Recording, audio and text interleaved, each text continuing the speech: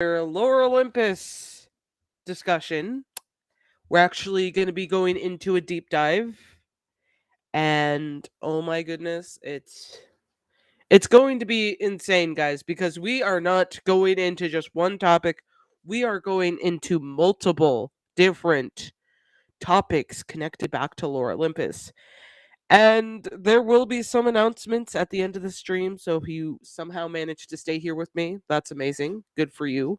I do have some news at the end of it, but I want to focus on Lore Olympus and all of the shit in the series that have we have to talk about.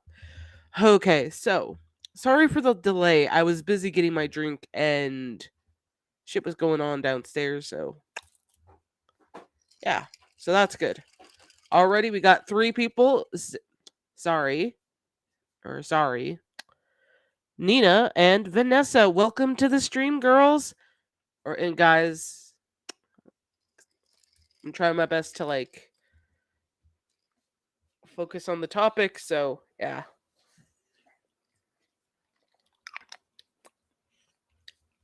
So yeah, the drink I'm having today is a lemon water with some lavender. So it kind of fits the theme of colorful because that's what Lore Olympus is colorful. Oh yeah. Vanessa, nice thumbnail. Thank you, Vanessa. I was trying to make sure I made the thumbnail look like a Lore Olympus topic because I know some people get confused. So I was like, I'll just make it look like a whole scene. So yeah, I drew myself as a Lore Olympus character. I obviously went with red because red's my favorite color. Aside from teal. Teal's my second favorite. What thumbnail? The one you probably see before when you're looking around to search for the videos or streams, that's the thumbnail. Lap Lapis. Hi. Hello, Lapis. I'm sorry if I say your name wrong. It's nothing against you. I just have a pronouncing problem. Bata at and I'm gonna call you Bats. Is that okay? I'll call you Bats. Hi. Welcome to the stream. It's wonderful to meet you, and I hope you have a nice stream. You know, hanging out with us. We get to talk about, Lore Olympus. We're going to the very first episode, so that'll be fun. Vanessa. I would be a nymph, ha ha ha. Beige or blue. I don't think we ever seen a nymph before, and I think that would be really cute to see. So I think that's a good color choice. And I don't think we've seen any blue nymphs either, so maybe that's just me. I think the only one we've seen with a blue tone is like Daphne, but she has like little pieces of blue and pink, so it's like okay.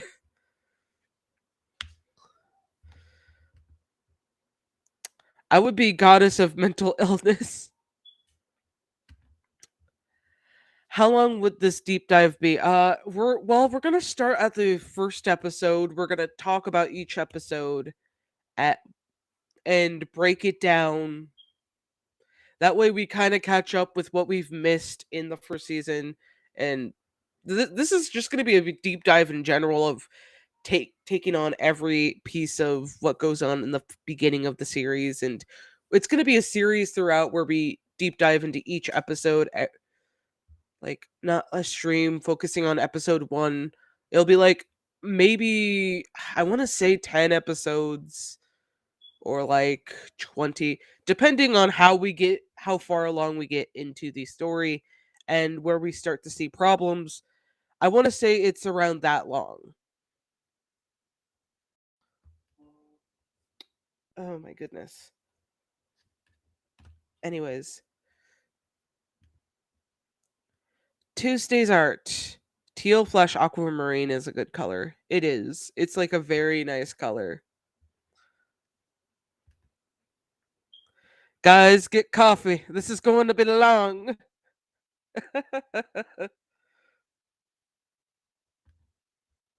Yeah, make sure you guys grab your drinks and get your popcorn.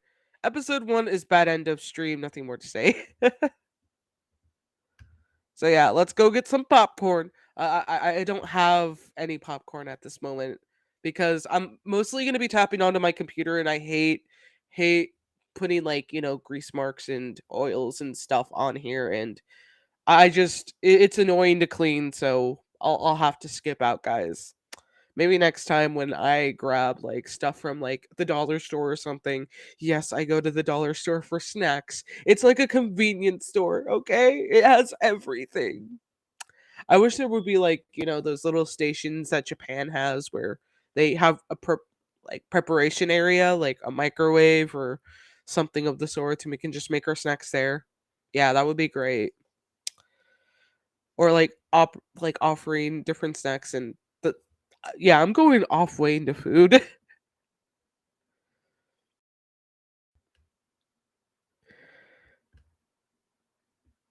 Oh, that's good, Lapis. It doesn't matter if it's wrong. Okay, that's good. I was worried. A long stream, yes. It shall be a long stream because these deep dives will go into just about everything I talk about, and if you guys bring something that catches your eye that we haven't touched on yet, I want to talk about that as well because a lot of the time, multiple eyes are better than one, okay?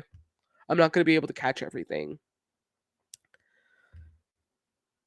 It's like what Patrick and Victoria live stream. I love them, by the way. Oh yeah, like I definitely got to check out their content. Ooh.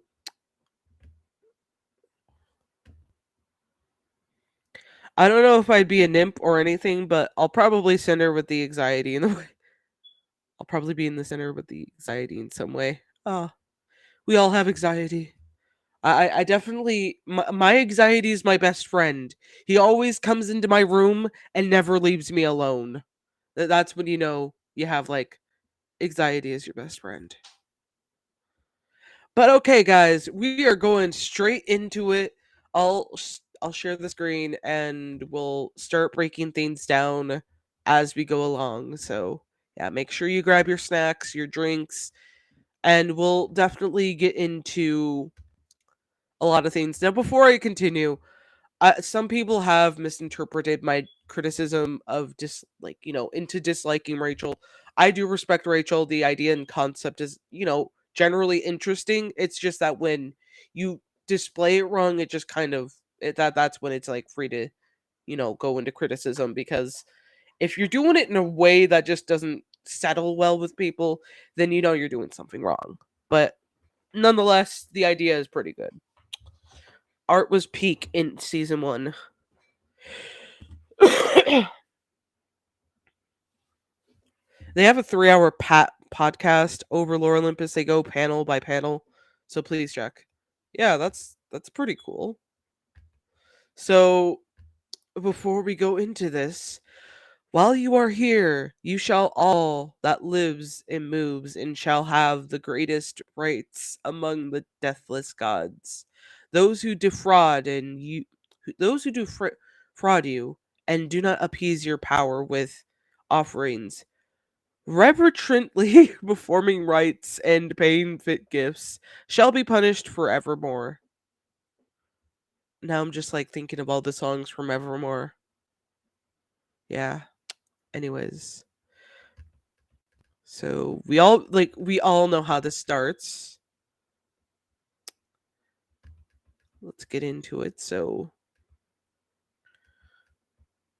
Stag, you're it. You know what? I never really caught on with the like names for like the series. Like, does anyone else just like the names just slip your mind because they're either bad or they're just like, whatever. I'll be a Sophic poet goddess. I don't know. That's pretty cool. So the first opening panel is the city perspective where we see Hades. Now, I do appreciate the first thing we see is Hades' car. We're not immediately tossed into the face just yet. Okay,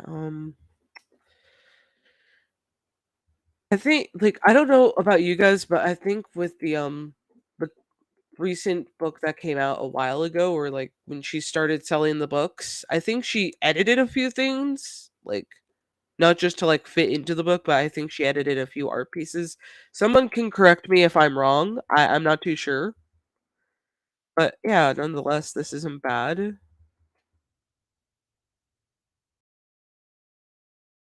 And I gotta say, introducing us to Menthe and Hades' relationship first is one of the things that intrigued me when I was first reading this. Like years ago, when I first started reading this, I thought it was pretty like good that we were establishing the relationship between Hades and Menthe before, jumping into Persephone. But then after finding out about like more of the myths, it's so weird because it's like meant they came after Persephone, so yeah.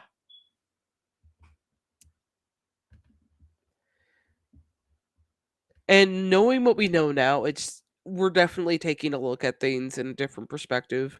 And I'm noticing like these little things that maybe it's just me, but I'm just like noticing the shading technique.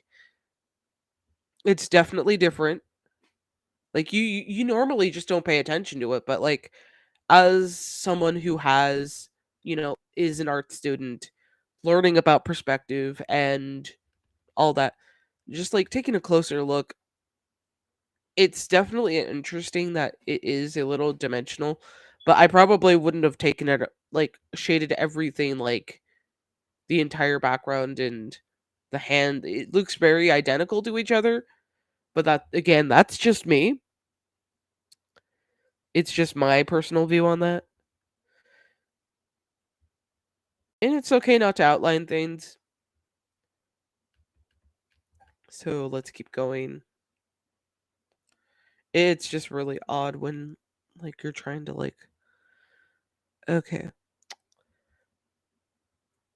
Yeah, taking a closer look, I'm starting to really appreciate season one's art a lot more because, when you read it on the phone, there's some things that just don't, like, don't show.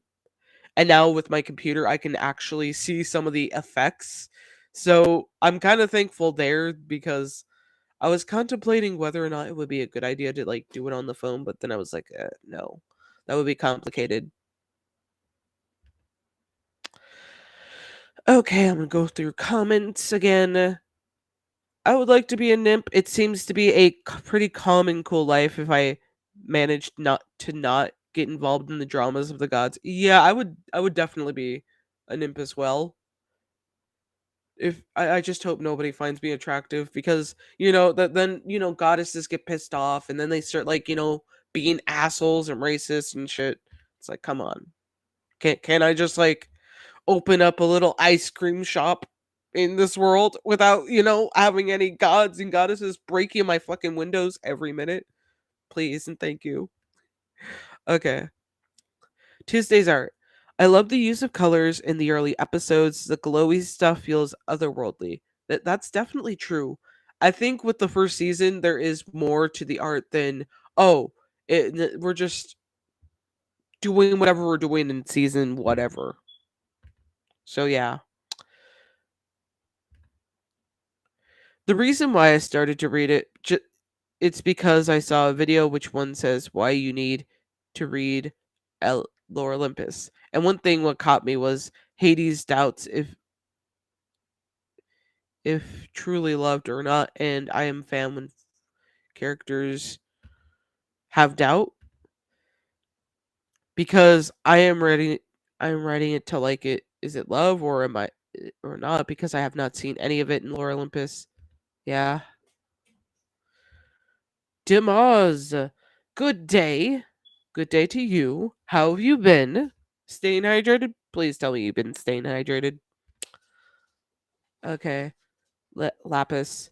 The very first time I read Lore Olympus, I was struck by the colors and the drawing style, and I still like it, but reading the story and how it's structured, I know I noticed a lot of favoritism. Yeah, it's definitely there. It's just you can notice when someone loves one character over another, and I get it. Persephone is the main character. Like that's the one thing I noticed immediately was when you're supposed to have like, trials and tribulation and then there's Persephone who's yeah, there's, the sexual assault situation, but there's also a lot of other things that just, shield her away from criticism. Like I get it. Like but how about we focus on her other, elements of her character, but nobody really wants to go there. Damn, now I'm comparing my art with Lore Olympus. I want to make my own nymph OC. You totally should. And I can't wait to see the art, okay? So as we continue, again, I love Minthe. Like, she is my favorite character amongst the characters. And some people may have issues with her because of the situation, but look at it this way.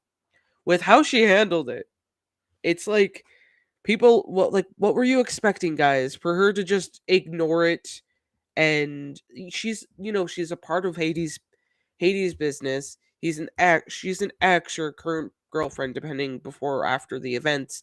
And she would want to make sure that she didn't step on anyone's toes by withholding this information. So there's that. But yeah, the shading style in this, it's fine. Again, I love the bathtub. It's like, mm.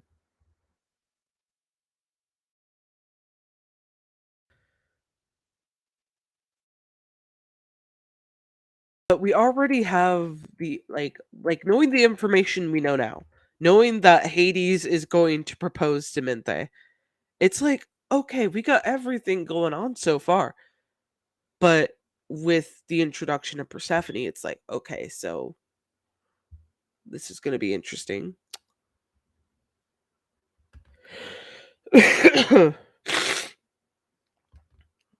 Okay. Part 3, there were only one scenes where Hades only asked he loves Persephone, and then small Hades appears and says more than anything. And done. I was so frustrated.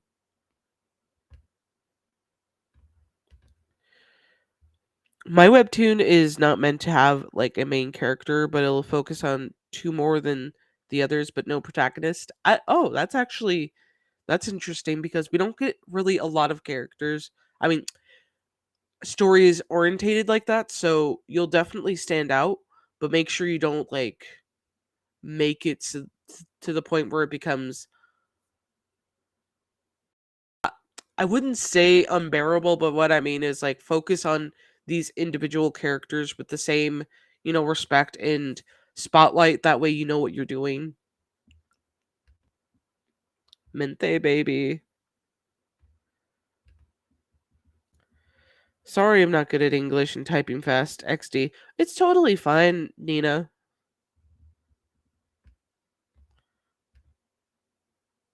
Best girl. Yes. Anyways.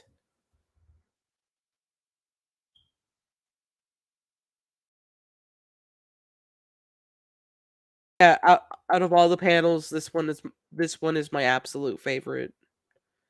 The like dramaticness, like, oh, it's already dark and you have the little candle lights and she's just taking a nice bath, okay? She's taking a nice bath. She's just like relaxed. You have the bubbles and that's just perfection.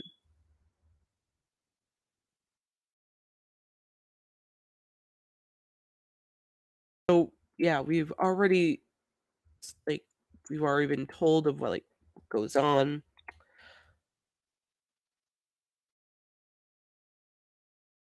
Also, I do have a reason for why she insists on Hades buying her different trinkets, like, purses, new clothes, new shoes, that kind of thing.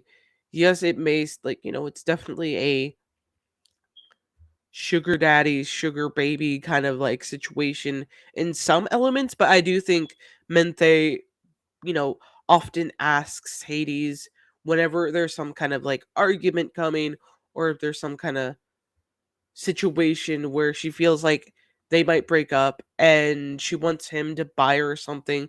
I think she may actually, sell the stuff she gets from Hades to get money out of it. And I know that sounds bad. I know that sounds bad in general, but I do think in these situations you're just like fearful of the worst, which is getting broken up with. So a nice expensive gift to like pay for like your mortgage and shit, that would make sense.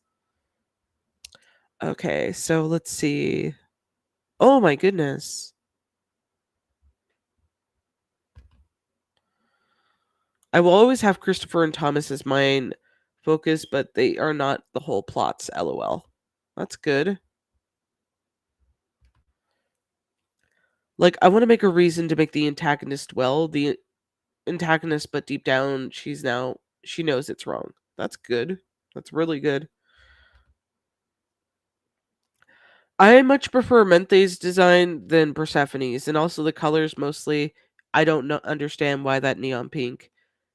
Me neither. It's just like some people argued with me that, oh, when I was doing that redesign of Persephone and how I made her look identical to Demeter by instead of having purple hair, she has like rose, like magenta hair, like a rose magenta color hair.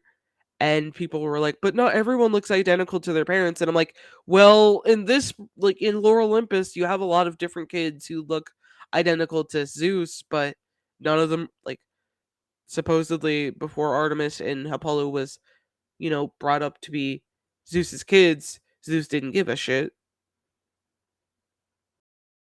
And now it makes more of a difference because now they are related. So, yeah, it's crazy, it's crazy.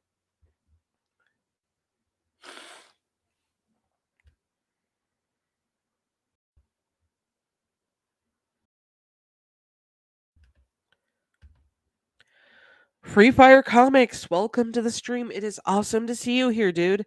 Hey Sensei, how are you? I'm doing okay. I'm slowly recovering from a cold, but I'm doing good. How about you? Minthe Supremacy. Yes. Yep. She's just that good, okay? She's pretty good. I have trouble as for now. My webtoons got mixed up with different ones because of letter match, and it's hard to get an audience. Yeah, I would suggest looking for a group. Like, there are some groups I've noticed. I can't name any because at the tip of my tongue, it's just like I can't remember names. But I do know on Reddit and some other places, like DeviantArt and such, if you want to push out your work, make sure you advertise it. Like, look for people who are, into the same stuff as you. Ask them what, like, ask them questions of what they're into. Like, find new friends and stuff. That's like usually how you get an audience. You start like suggesting different, you know, types of stories, and that's how you usually get it. Minty is much interesting. She always had points, but no, Lore Olympus treated her terribly. Precisely. Persephone, it's just a walking stereotype of the preppy UWU girl. Oh, yeah. It baffles me how people claim Persephone is a plus size icon when she's slim, thick like Kim Kardashian most of the time. Yeah, it's kind of annoying. It's kind of annoying because it's like, okay, we can't all be that girl, okay? Only a certain percentage of people get to be that girl, okay? That's like less than, I want to say less than 5%. Not all of us can relate to that, okay?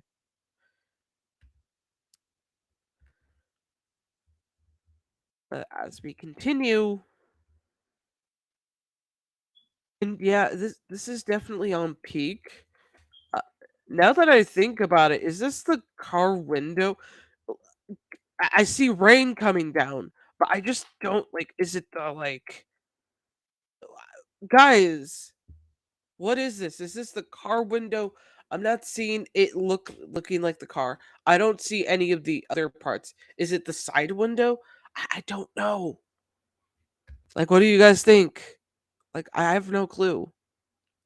I really don't. Oh, Free Fire Comics. I'm good right now. I'm just working on different scripts, but life has been slowing me down on working them. I'll keep it up, dude. Keep it up. I can't wait to read your new script and like I actually have a new oh my goodness. Okay. I actually have a new series that focuses on, all these different like scripts, art, stories, comics. I have you guys, come onto my stream. You get to guest star in and get to hang out. We You get judged by me and some friends of mine that volunteer to come in and talk about, your product. So yeah, there's that. So it's like it's a workshop. It's a workshop.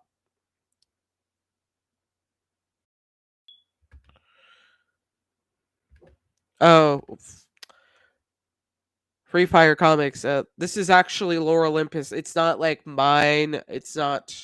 Granted, I would love to have that much money made from this. I would love that actually. If I just had a famous webtoon like this as like as my own. Yeah, sure. But no, it's not. It's not mine. It's not mine. As much as I'd love to see that paycheck, it's not mine. We're just deep diving and talking about Lore Olympus, the beginning of it, mostly because this is the first episode we're reading. And oh my freaking goodness. Robin, Robin, what is with you today? Robin, at least, at least calm down, okay? We'll settle things a little later. Okay. I think Hades is ugly. I do have to agree. I think earlier season Hades is a little ugly. No offense to anyone who looks like Hades. I mean no. I mean nothing by that, but he just doesn't really look all that good in this. It's like, come on, guys. Oh, it's a side window. Thank you, Vanessa. That means a lot. I've read that Rachel follows like a color scheme that goes according to the character of the god or nymph, but I don't remember and I'm not sure. Yeah, it's definitely odd to me. Damn, I would like to have a team with my webtoon, but I have limitations for talking to people, but because of past stuff. But yeah, it takes a while. You'll eventually get yourself up there. I don't know why your streams get me in the mood to draw. It's because I'm awesome. Vanessa, you gotta know that. I'm awesome. I managed to bring the best out of people.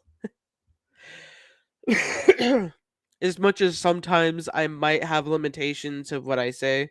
So, if not, I'll just yeah, I'll continue this. I just gotta take a sip a sip.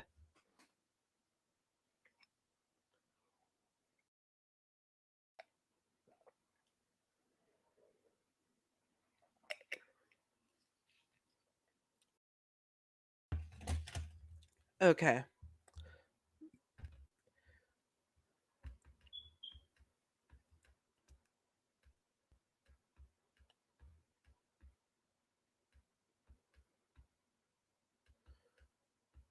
I don't think so. Oh my gosh. Uh, but that's another thing I miss is her, sassy attitude. That's what I miss. Though I will give credit where credit is due with like Rachel. She did do a good job with like displaying the different scenes through different areas instead of the usual predictable areas. Now, here's a tip for you guys who have problems with panels. Do as many as you can. Make as many as you can. Do it in different perspectives. Like panel 1 has some person driving, panel 2 their emotions. You think the side view would look great, but if you try and take a different look from a different perspective, whether it's from the passenger seat from a ant angle or in the back seat where you don't see their expression just yet, but the next panel after that, it shows their expression. It, if you guys get what I mean, it's just like explore that area. Pretend you are sitting in that car with them, okay? But yeah, it's like you gotta like explore the area. Make that area your bitch. Okay, that's a little explicit, but I love being able to tell you guys like all these different tricks and neat advice that I have from what I've studied.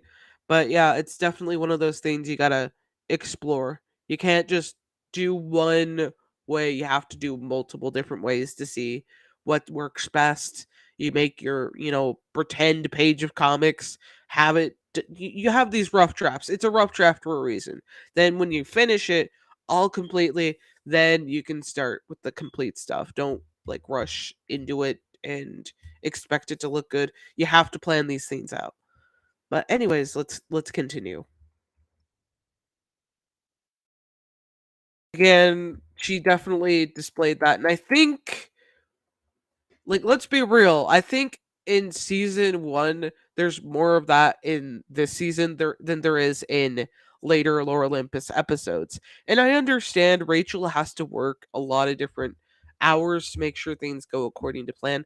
But it's like, okay, you got at least all these different, like, you put a lot of effort into season one, but then over time it just, the perspective, the change of shots back to a normal, boring look of the story. It's just like, come on, take the time to really, put the effort into it. It doesn't take that long to do so because you could just stare at, like this is what I expect from like the same face, like panel in every panel. I expect that from a beginner. I expect that to someone who does, hasn't started drawing a comic yet. I expect that from them, not from someone who makes an original, you know, webtoon. I know people can be human, but there's got to be standards.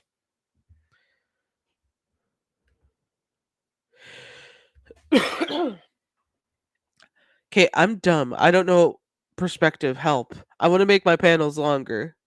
Okay, so another thing I advise you to do, I want you to take, like, get a book, a perspective book, like, uh, that's usually a great help there. I'd actually have to go over to my shelf, but me being an idiot, I have my shelf turned in a certain way, so I can't really open it freely without crap falling out of it. So, let me just,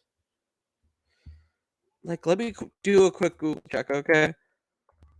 Perspective books for artists. Now, I want you to get a book that's simple. Like, how about Perspective Made Easy, Ernest R. Norling. So let me just type it down there so you can read it, Vanessa. I know, guys, I'm taking time out of my stream to just, like, make sure you get the right advice because I don't want you guys to, like, fail on this, okay?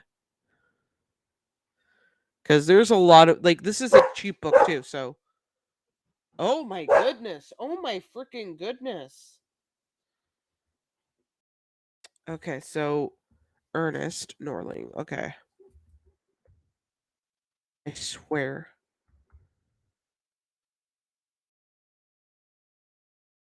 For goodness. Okay. There you go.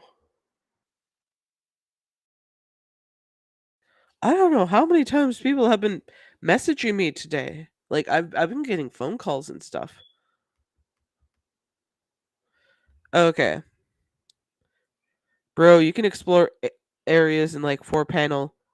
Other things depends on dialogue. Exact. Oh my freaking goodness. Thumbelina. Guys, I'm explaining things to important people right now. So, you gotta hush hush. Okay, I guess she'll hush hush if I pet her, so. Okay. Ice Queen. Me who cannot draw. Noted. Awesome. True, shot shot reverse shots can get boring, especially during a conversation, talking heads. Yeah, that's the thing that really annoys the hell out of me. Like, comic form was made for more, and I get it, some artists can get away with it and some can't. But if you have a certain style, you got to make sure you like actually use that style. I often see Hades' colors are blue and black while Persephone is pink and white, contrasting each other often since Hades is brooding and mature and Persephone is cheerful and naive. That is for sure.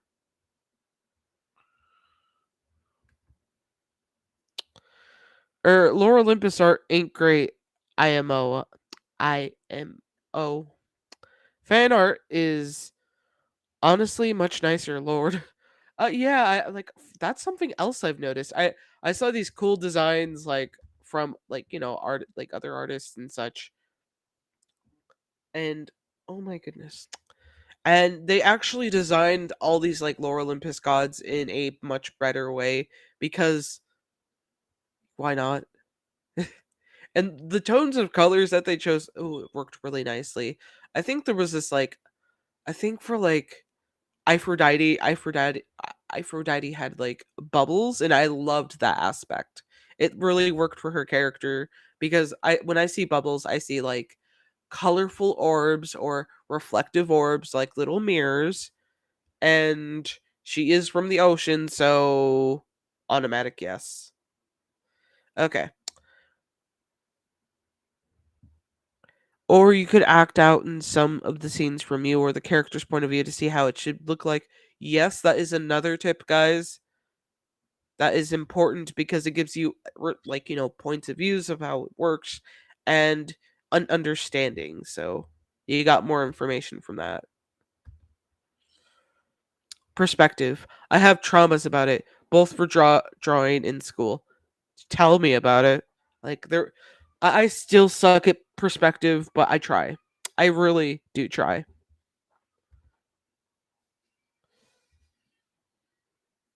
My country doesn't give a shit about art and books, but thank you, Kate. That's understandable. Like, I'm sure you'll be able to find information somewhere. Vanessa just draw from different shots head from high up, but don't overdo it. Make sure your perspective matches the conversation. Precisely. To expand on my comment, I cannot draw, but I write. When I'm writing, I visually see the scene in my head, like a movie. So I'm not being sarcastic, I swear. It's total like I totally get that. It's like easier to like imagine it and such.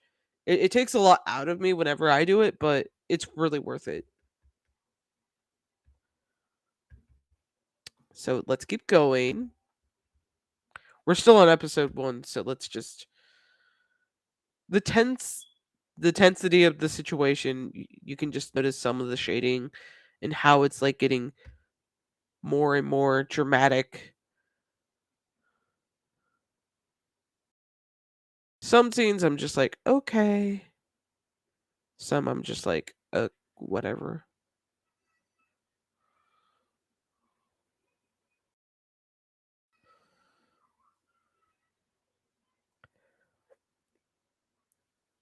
I'm a little questionable about why it's so dark. Like, I guess they don't have the lights on. I don't know.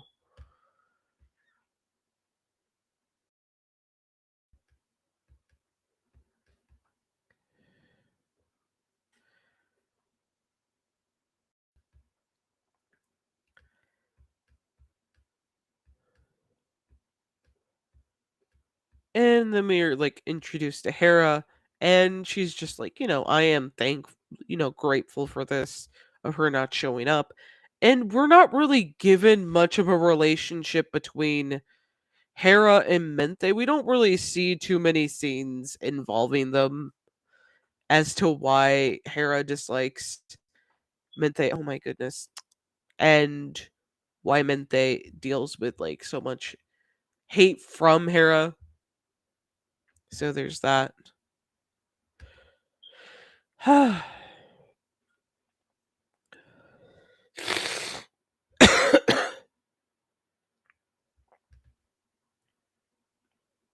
Another disdain I design that I love and that I love is the and that design that I love is Artemis and Athena, but the colors of Athena don't drive me crazy. Yeah, it's I don't know about you. Athena just like I think in later seasons she just starts to look like a gray looking Hades. It's like, come on, we can do better. I hate Athena's design. Like, she's a lesbian and all, but she doesn't have to look like that. She's supposed to represent a woman who is a warrior. I am a lesbian, okay? Totally understandable though. I gotta shake up my bottle and drink some more, lemon water.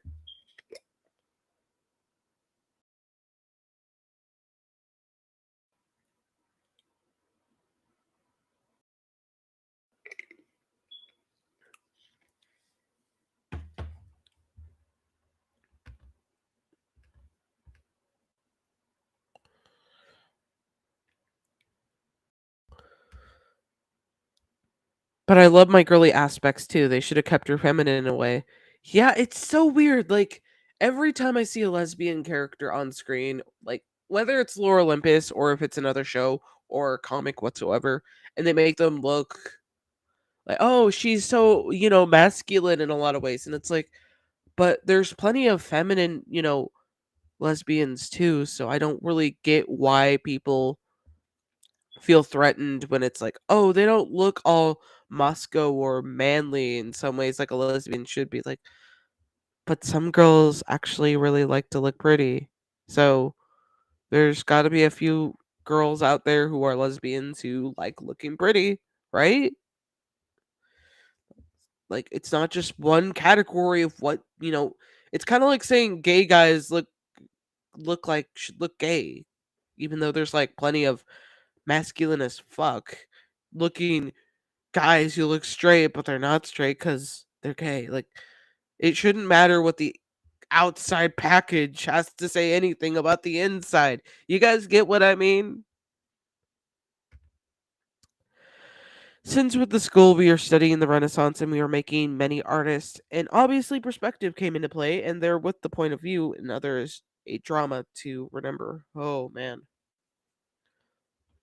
I remember studying the Renaissance. I fell asleep a couple of times, but I woke up. But I do know what you mean.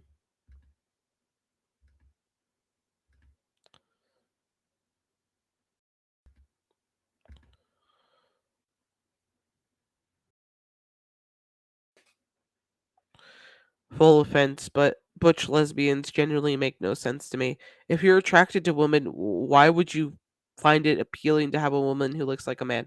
It's so weird to me. Like, I get it. Like, some people have, like, different ideas of style. Cool, whatever.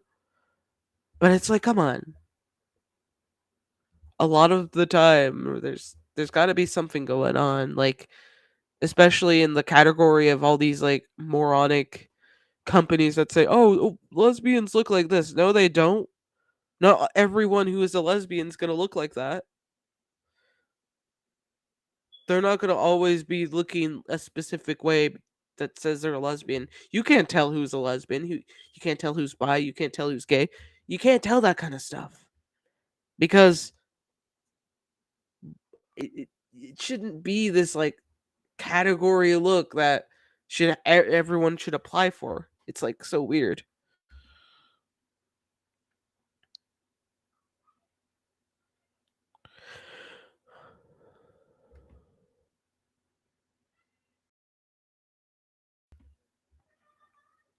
I can draw and understand perspective by adding boxes, by taking a picture of boxes and making lines in any perspective on Procreate. I learned that from my art perspective teacher. You guys can try it. Ooh, that actually sounds fun. But yeah, I'll definitely try it. By the way, I said Athena because Athena, that's how it's said in Spanish. I don't know how to say her name in English. Ah. Also, apparently, Rachel said all to the goddesses of eternal matinghood. Goddesses are lesbians, which sets me off real bad. In mythos, maidenhood means something. It definitely means something. That's for sure. And why is it that it had to be everybody? Like all of them are lesbians, including Artemis. If we're gonna have Artemis be, a lesbian, what about Apollo? Apollo had like several male love interests in, Greek myths. So does that not make any? So guys can't be gay, but we also have a flamboyant straight dude, Eros. Like that's cool and all that he's straight and he acts gay. Cool, whatever. But what about Apollo? It's really confusifying to me when she just does this. It's like, come on. By Rachel doing this, she's sending the message that sex between two women doesn't count, which so much to unpack here. Yeah, it's really crazy that that's what she thinks. It's like, what the fuck? Excuse me, do you not know what, maidenhood means? Just imagine if she wrote like let's say a Christian inspired book and all the nuns were scissoring, like they were all lesbians or something. Because they wouldn't be able to create anything, but it would be like her explaining that would not make any damn sense. It's like, what the fuck? Like that's the closest thing I could really think of the maidenhood goddesses. But you guys understand, right? That's just like strange. That's what I don't get. When you write lesbians, why do you make them look kind of off like Athena? Just make them normal people and make them lesbian. Exactly. You just make the character design first, then you can add whatever sexuality you want. Why do you need them to look a specific way to be a lesbian? Give me a reason why. It's kind of like, oh, I guess because just admit you want a shaved head. You want colorful hair. You want some kind of weird tattoo on your head. I don't know what they do. I'm not categorizing everyone like that, but what I mean is like just admit you want this or that, then just, do it like that. Cuz I can guarantee there's probably some butch, butch looking girls who are, straight. There's got to be a few of them around. Probably gets annoying to be, called a lesbo or like whatever insult they like anyone shoots at them like that. It's just like there's plenty of people who look a specific way, and then people will probably automatically assume, oh wow, they're this. Sorry guys for saying that. Like I it's just like really annoying when I start to recall what Rachel says and it's like, damn, girl, why? Why?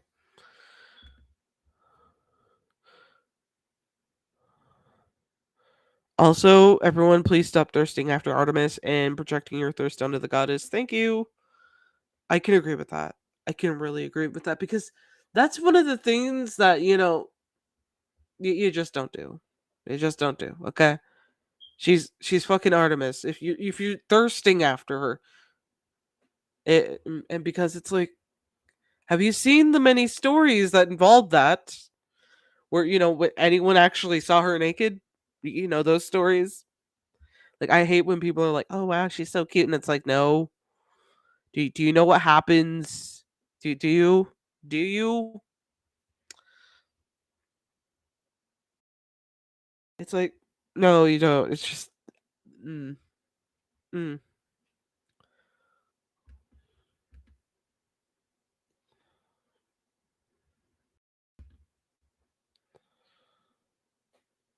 Any LGBT, L, any LGBT characters I make are people first. They just happen to be not straight. Exactly. I think it's a preference, but for my girly girls are my interest. Oh my goodness. Guys, you are going nuts here with all the all this stuff. It's like, oh my goodness, you guys are amazing.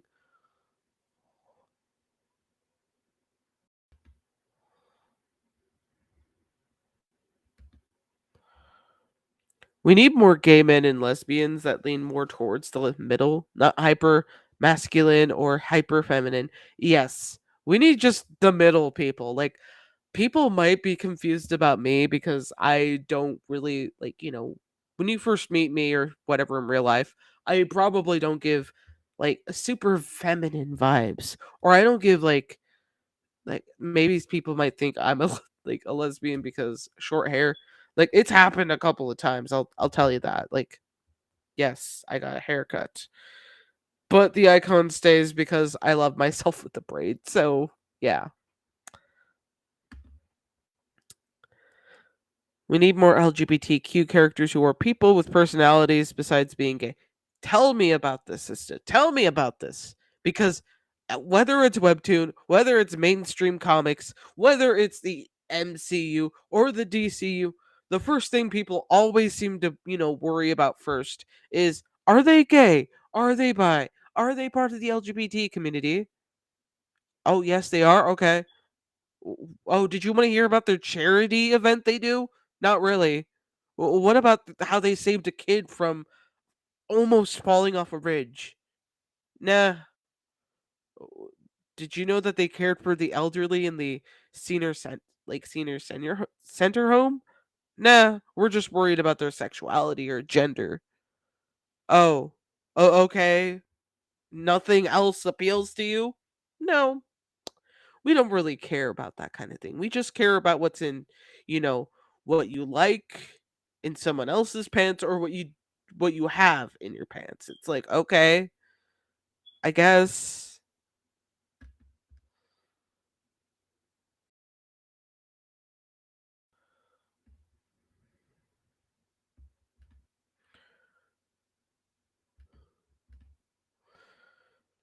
Besides, Rachel also writes gay, terrible. Like, everyone has a crush on Persephone, and the only person who does not have a crush on Persephone, it's Eros, who is gay. Who is gay? Other people are in love. Oh my gosh, yeah.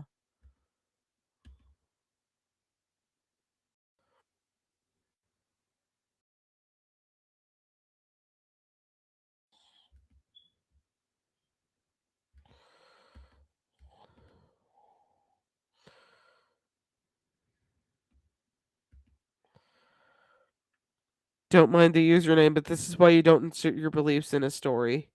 Yeah, I can agree that it's just crazy. Well, no writer will ever be able to separate their views in their work, but a good writer does their best to downplay them or have characters with different opinions so the reader can see many different sides. Exactly. Is Eros even gay? No, he's just very flamboyant. It's he makes that a well-known fact, guys. He's very flamboyant. He loves shopping, loves giving girls advice. That's pretty interesting. I have characters, but their sexuality is not based on their looks because I want to avoid stereotypes, and I have both straight characters and LGBT characters. That's awesome, Lapis. In Mythos, Eros is not gay. I don't think there's a single gay man in Lore Olympus. There would be, a guy interested in dating guys, but Apollo is the villain, so he can't. Villains can't have love stories apparently, because yeah, and it would just be very awkward if Rachel tried. There could be a way, but knowing how she does things, it just wouldn't work well.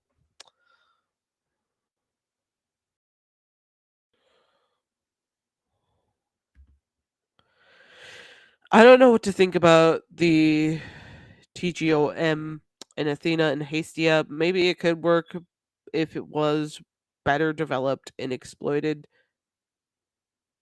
I can feel potential in this. all plot, but it's just there because yes. It is crazy there. It is very crazy there because it's like, okay, so we just got them as a couple. What are you going to do with them? Rachel, absolutely nothing. Oh, all right, Rachel, we could do something with their relationship. Nope. You sure? They're just going to be in there in the background. All right, whatever.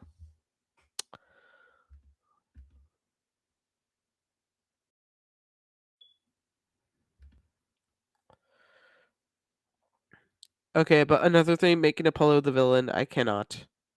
Yeah, it's something. Wait, why I thought Eros was gay? Because because everyone assumes he's gay because he's flamboyant.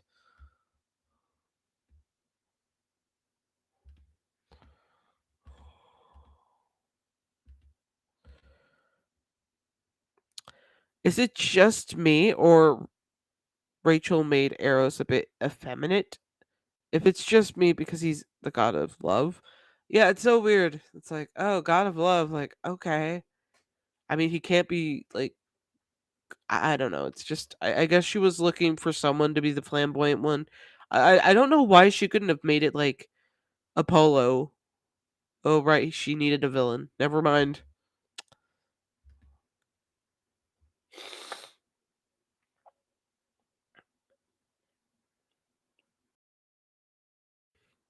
I think Rachel only made Hastia and Athena date so she could get praised for LGBT representation. Yeah, even though there was Apollo, I hate bringing that up, but Apollo, we got Apollo. But what are we gonna do with him? Absolutely nothing but being a bad guy. Okay.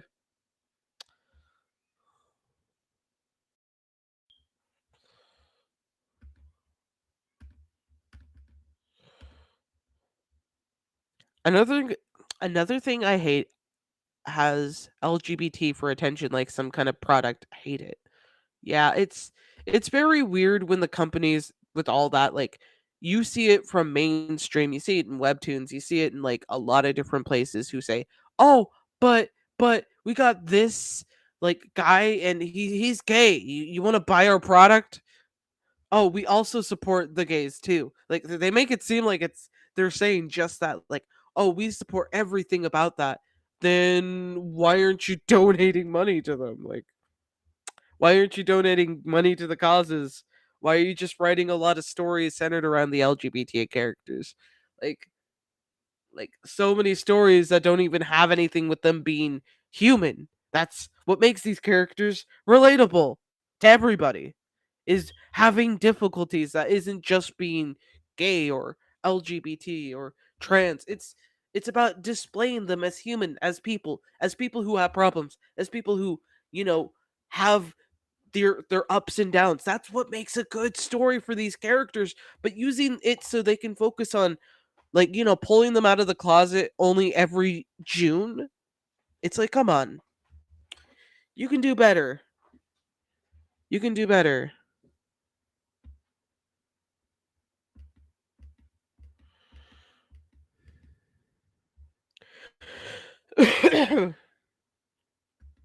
Okay.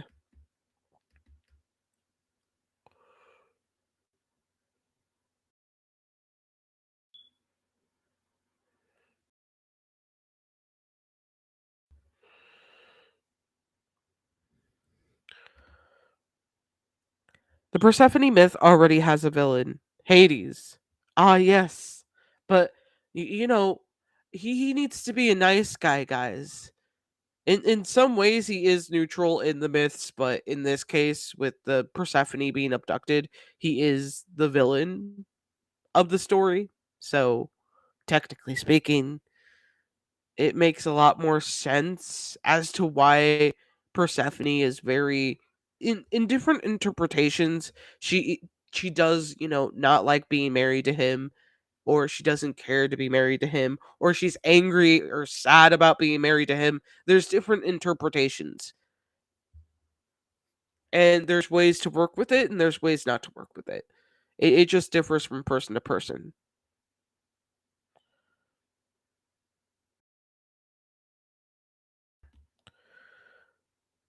Apollo is bad only because a girl told him no. Oh, more comments. Correct me if I'm wrong, but aren't there any other lesser known gods that could be villains? So why Apollo?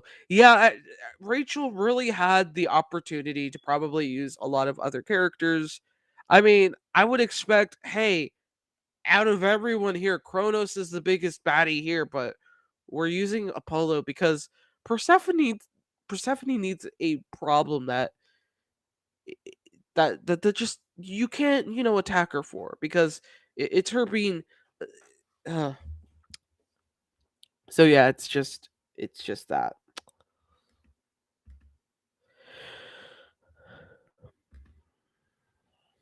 Poseidon also has a couple of male lovers. I did not know that. That's actually pretty interesting. I'm sure Rachel probably doesn't know that either. So Apollo and Persephone were friends in the actual mythology, and it was actually Zeus who essayed her. Yeah, that's one thing I'm sure Rachel wanted to avoid because if she made Zeus any more douchebaggish, but not a lot, like once you get to that point of like, oh, we need to prevent that. So instead of making him the villain or anything, we could just make him like a goofball because why not?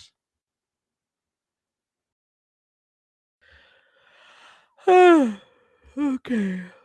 Uh, Tuesdays are. I actually feel the original myth has no villain. Persephone, as Zeus's daughter, was married off to Hades, whom Zeus promised whomever he wished as his bride. Zeus, as her father, has that right, and Hades went through the proper channels for a respectable marriage. Thing is, no one told Demeter. Ah, yes, like that's definitely something I forgot about. So I really appreciate this, Ice Queen. I'm learning a lot. Don't worry, guys. You also are all teaching me a lot too. So, and when Demeter learned what happened, she punished Zeus the only way she could, starving humanity. No myth version says whether or not Persephone willingly ate the seeds or was tricked. It can be seen as either, or as the bride, Persephone has no say in her groom, as was normal back then. Okay, let's continue. I love LGBT. I love boy love. But when it plays in the story and it's not just hey we have a gay like it same goes for like dark skinned people. Oh my goodness, it's like it's definitely one of those things you see in a lot of stories where everyone's like, oh look, it's a gay character, oh look, it's a person of color. I guess we have to focus entirely onto them, and it's like, what other elements do you want to talk about with them? Do you want to talk about their mission to help the starving children? Not really. Okay, what about their job working for this like great organization that likes to help humanity? And nope. Oh, okay, so we're just focusing on them being gay. Yeah. Okay, I guess. But there's more to them than just being objectified like that. The only girl's love story I love is Winter Before Spring. The rest is kind of meh. Yeah, that's for sure. As for the Zeus sexual assaults, Persephone, it's an Ophonic cultus, and even then it's questionable. If it was Hades or Zeus under the guise of Hades, it's a little unclear. If you cannot tell, I know a lot of Greek mythology, as I actually worship the Greek gods. Oh my goodness, it is it is interesting to know that. Like I don't bump into a lot of people who do. So it's interesting to have a guest like yourself on here chatting with us. That's awesome. From Girl Love, I think I like not so Sojo love stories. Ah, okay. So back to the comic. We're still in episode 1 and it's been an hour. I'm totally delaying a lot of things, guys. So we basically have Hades nervous going through the motions, and Hera's just making things worse by saying, "Oh, they got their dates." Blah blah blah. Uh, Again, the panels aren't bad. Then we have like Zeus. We're finally introduced to like Persephone.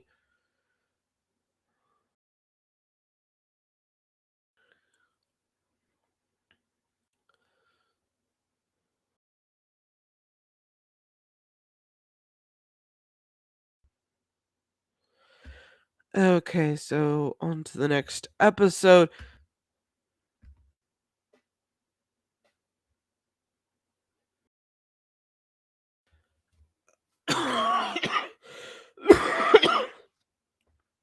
Sorry, had a bit of a cough.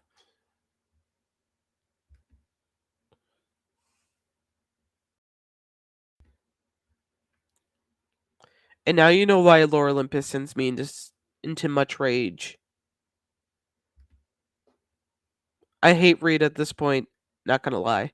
Oh yes, like I can, I kind of just read it now to just criticize it and see how it ends. That's mostly what I'm doing. So maybe a little bit of hate reading as well because Persephone drives me fucking crazy with how like with her character as well as many other background characters. So there's just a lot of elements there that just piss me off. But yeah, let's continue. So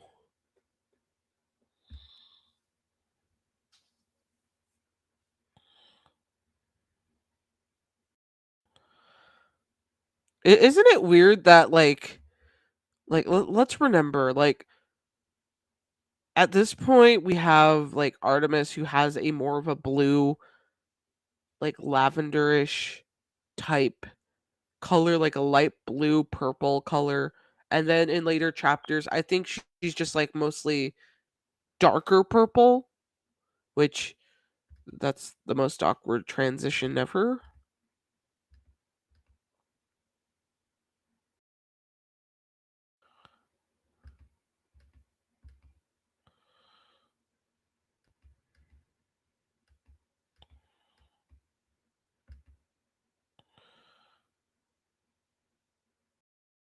But yeah, it's there's a lot of things I don't remember from this.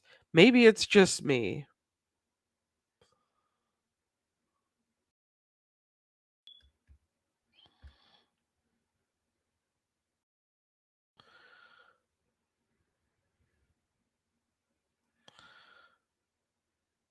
But yeah,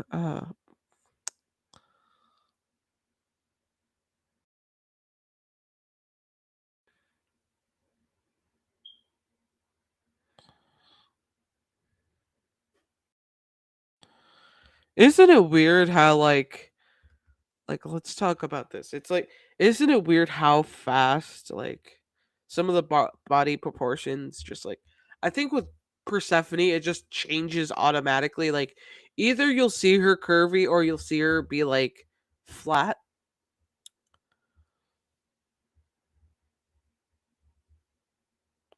It's just really weird to notice that.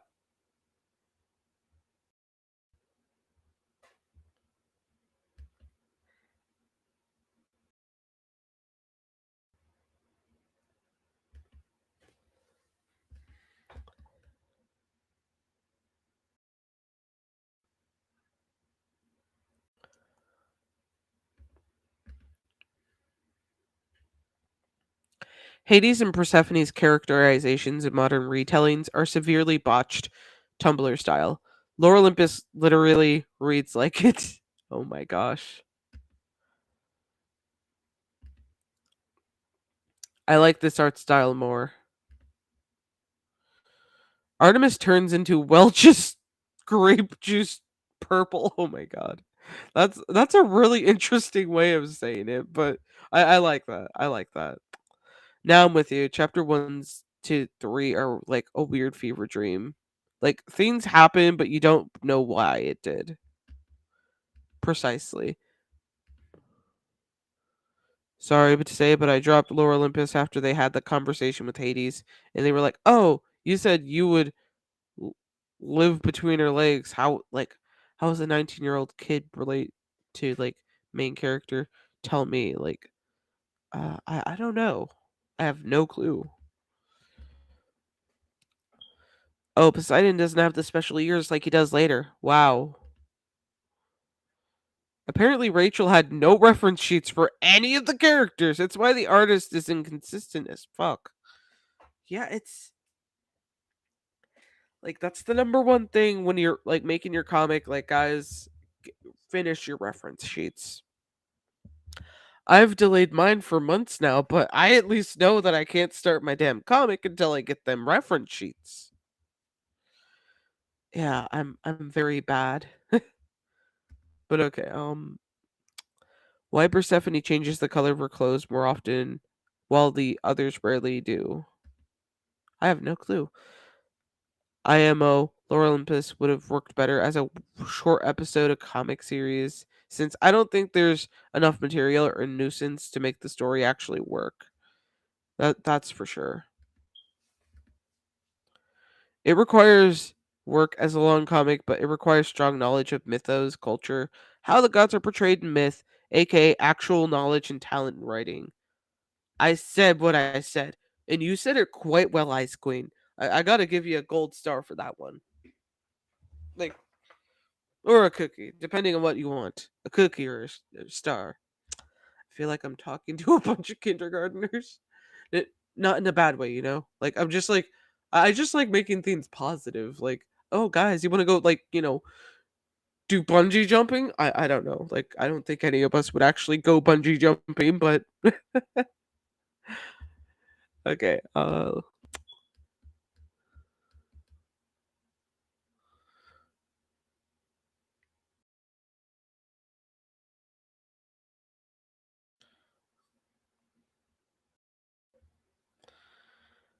It's definitely. Uh, I'm trying to get past these episodes as fast as I can.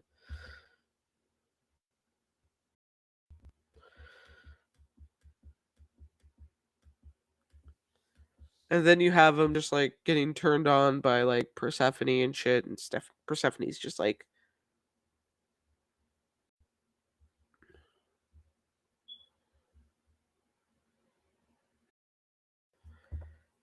I don't think we have any moments like this anymore where like there's just one or two panels of black and white moments. Like I think that would actually help in current chapters to just have a bit of a break from colors. My eyes just like I'm kind of thankful for this moment because I just oh,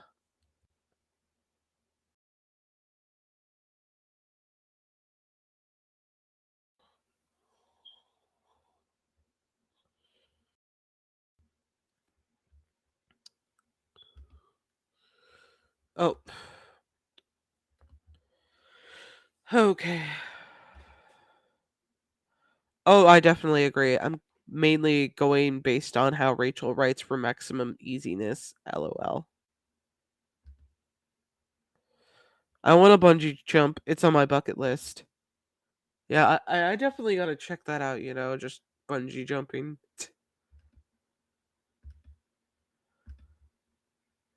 I'm just a World War II nerd. LOL.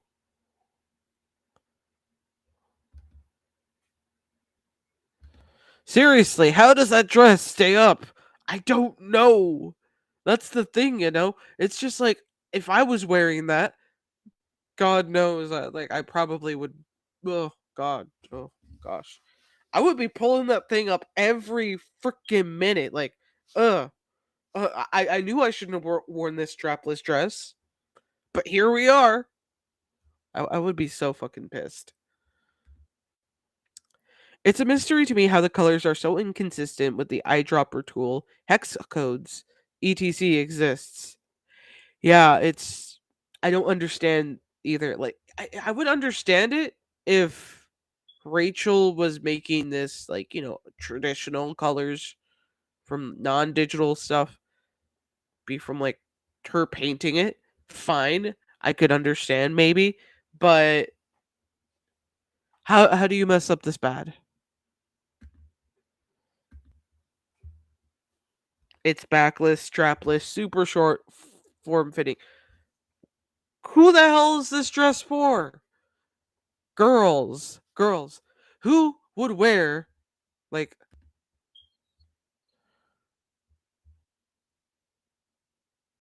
this dress? Like, look at it. Look at this dress, guys. Who's gonna wear it? Tell me. Would you wear it? Guys, also, guys can answer this too if you're like, do you think this could actually fit on a woman without it somehow either falling off or it pushing the boobs out? Like, this is not a perverted fantasy though, but realistically, if I was going on a date, I wouldn't. This would not, or like going on a date, going to a club, anything that involves fun whatsoever. I would not be. This would not be the first outfit I choose. No, hell no.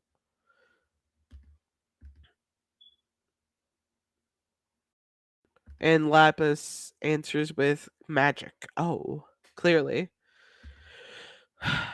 Tell me you aren't fashionable and don't know how clothes work. Without telling me you aren't fashionable and don't know how clothes work. I think this is another reason why Rachel likes this art style because she can get away with not knowing too much about clothing.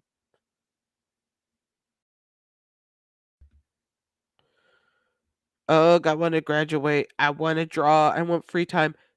Yeah, Vanessa, it's it's not as fun as it is. I graduated. I got some free time, but not a lot to like. I mean, I got a lot, but like not enough to like really make me think for my life. But yeah, I'll get shorter amounts of time as things will be different in the next upcoming few days. So that's good. Lots of tap.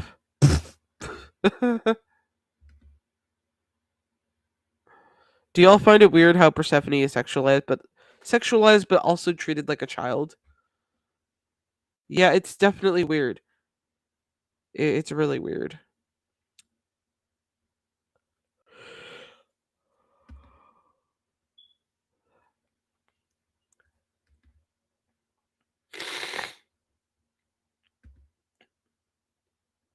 It gives me 50 Shades of Grey vibes. Oh my god. Do you think like Rachel like read that and just decided to make Lore Olympus but for 50 Shades of Grey?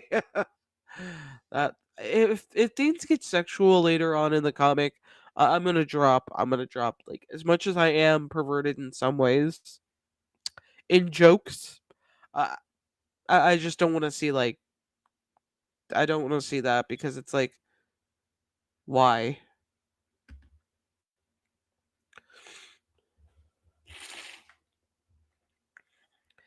And you think Persephone would have like I don't know, flowy flora just to kind of look for her. It doesn't even have to be an ancient Greek style. Pinterest exists. References help a lot. That's for sure. Like I don't think I've seen too many like good dresses on Persephone as of recently. I think it's mostly when she goes to like work is when she's given cutesy outfits. But when it's like something like this, it's like whatever. The dress is cutting off her circulation. Oh no, it totally does look that way. Like, why? Why does this look like Persephone's boobs or like bust or like thighs could probably rip this dress in half just by moving in it? Like, why?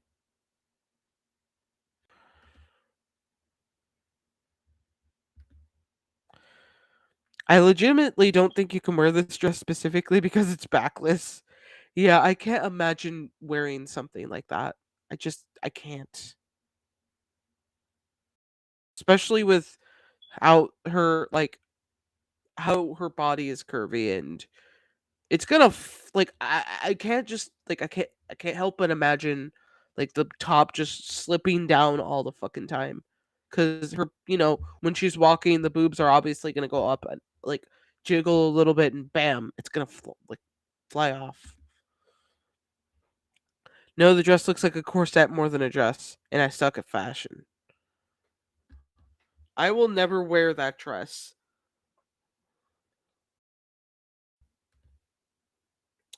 That dress isn't made for me compared to Persephone. I'm a flatwood.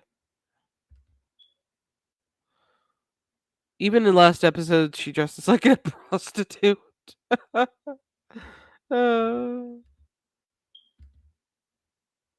I'd rather go to a party dressed as a raccoon than not dressed.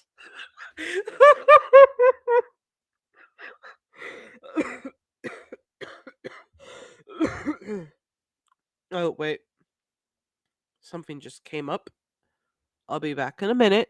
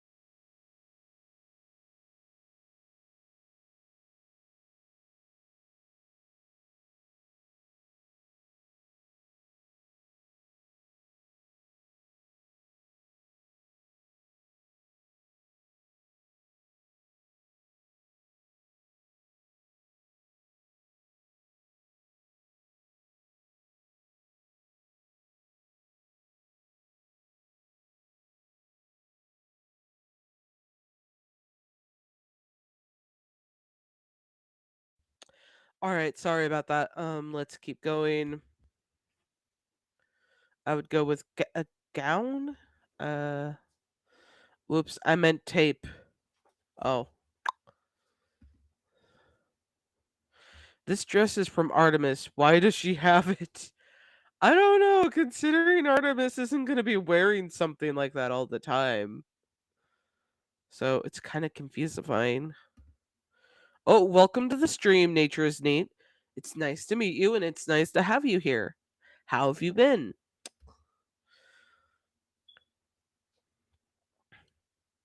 That's to make the cute scene with Persephone, that's why the dress is for her. Ah, yes. It kind of reminds me of that one scene from that like Titanic ripoff, the animated version, where there was like this peasant girl instead of the peasant boy. And this old lady's like, I used to wear this at the opera. And it's like, why the fuck would you be, carrying this like, dress around? Tell me. Like, why the fuck are you, bringing this out? Like, I get it. It means so much to you, but why the fuck are you, carrying it everywhere? Like, oh, I used to wear this to the opera with my husband. Bitch, you probably stole it. You probably stole it. It's just like one of those moments. To me, the dress is ugly as fuck. So ugly, I literally have a stunning dress, silky esquire, with beautiful pink floral print on a silver sky blue background, slit up at the side of the little leg, fitted at the waist to show off the figure. I would put Persephone in that. Yeah, that would have been actually a better idea, not like this boring yellow pinkish gold looking dress. It's really forgettable.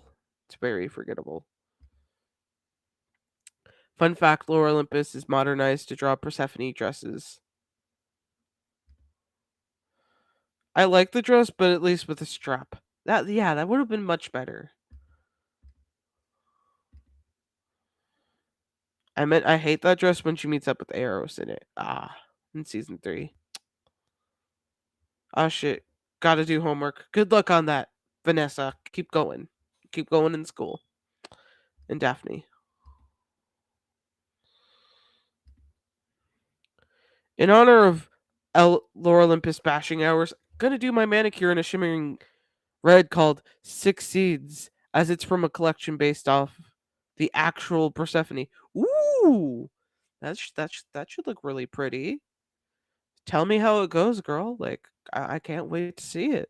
Like, I'd actually love to see that color. Like, oh my gosh, six sheet seeds. I'm gonna look that up. It's nail polish. Like,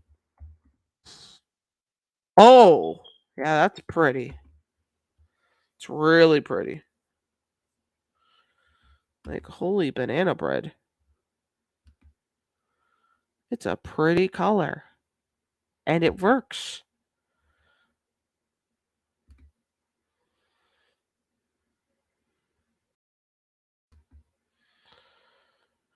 The dress holds up by magic or is stuck with glue.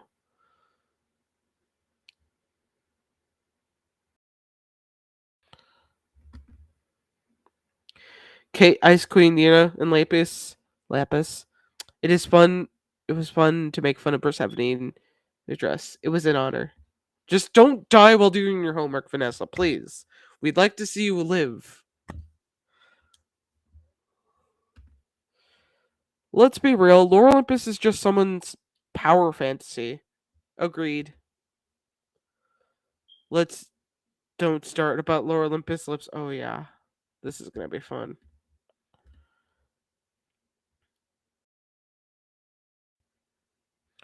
The fact is that it's also nice short if you bend over. You can see everything. Oh my gosh. Basically, Rachel should just let me choose the clothes. I'll do it for free, just so my eyes aren't continued to be insulted. Yeah, I'll even offer my services too. For just one ice cream cone, I'll make sure I look over the work and I'll tell you if it's good or not. Just one ice cream cone, guys. Just donate your money to me for just one ice cream cone. Get me an ice cream cone, guys. Okay, I'm gonna stop being insulting with the ice cream situation. But in all seriousness, guys, I do have a coffee. So if you've given up for good, you can donate a couple of your dollars to me, and I'll try and make up for the lack of what Rachel does. Heck, I'll even rush on the part 2 of my like redesigns and remakings and rewritings of Lore Olympus. I've got the first part up, but I'm still working on season 2, so that's been a pain. But let's keep going. duh, duh, duh, duh, duh.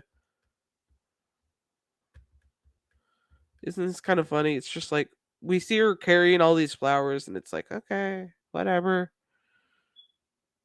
And it's so weird with the style changes. It's like we go from this, and then we go.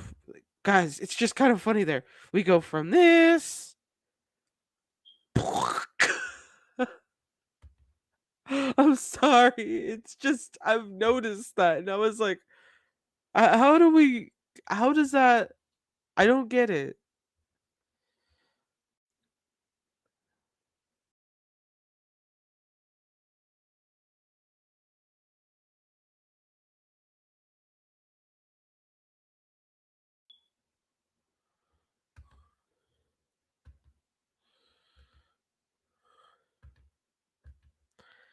Persephone, she's Demeter's daughter, and as we look around, it's like, isn't it weird how it's just like we have these two distinct different styles? We have this. We have it look like that. It's like she was the base. Like, does anyone remember being on Deviant or like early 2010s and you just decide, hey, yeah, I'm gonna put my artwork onto a base? It, it does not mix well. It does not mix well. It's like, come on.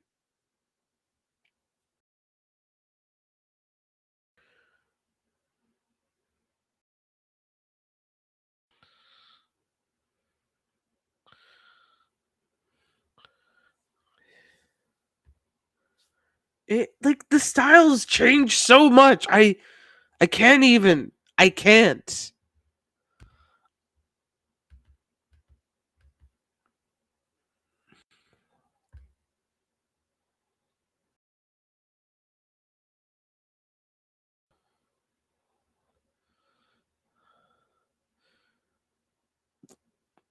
You know what's kind of weird though?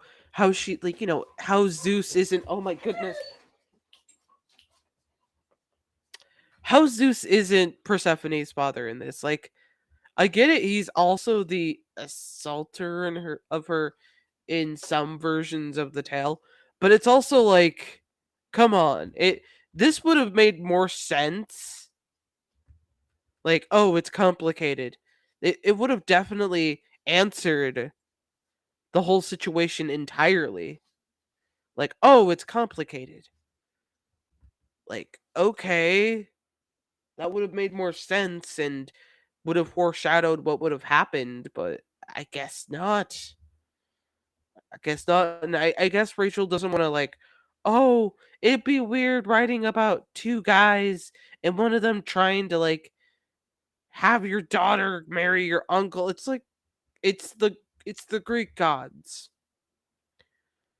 Ain't nothing gonna be bad coming from the Greek gods. So it doesn't make any sense.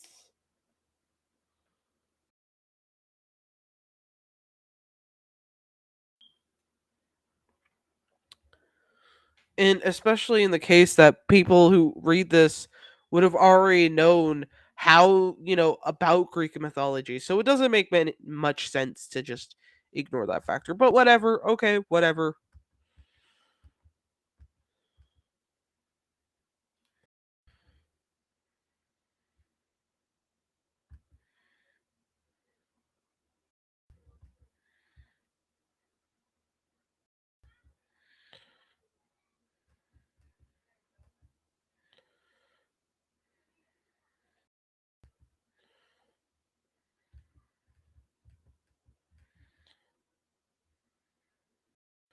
And then when you have like Hades saying, "Oh yes, Persephone puts Aphrodite to shame," and then having Aphrodite just sitting there, just like, what the fuck?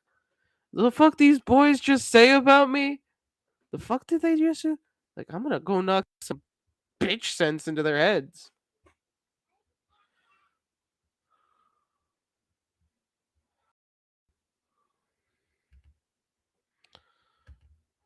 Oh, sorry. I was meaning to hit this one. Yeah, Greek gods aren't exactly known for, humanity, more specifically morality. Yeah, I don't know why they just think, "Hey, yeah, it's not that important." But Rachel's just looking into every single detail and it's like, "Come on, guys."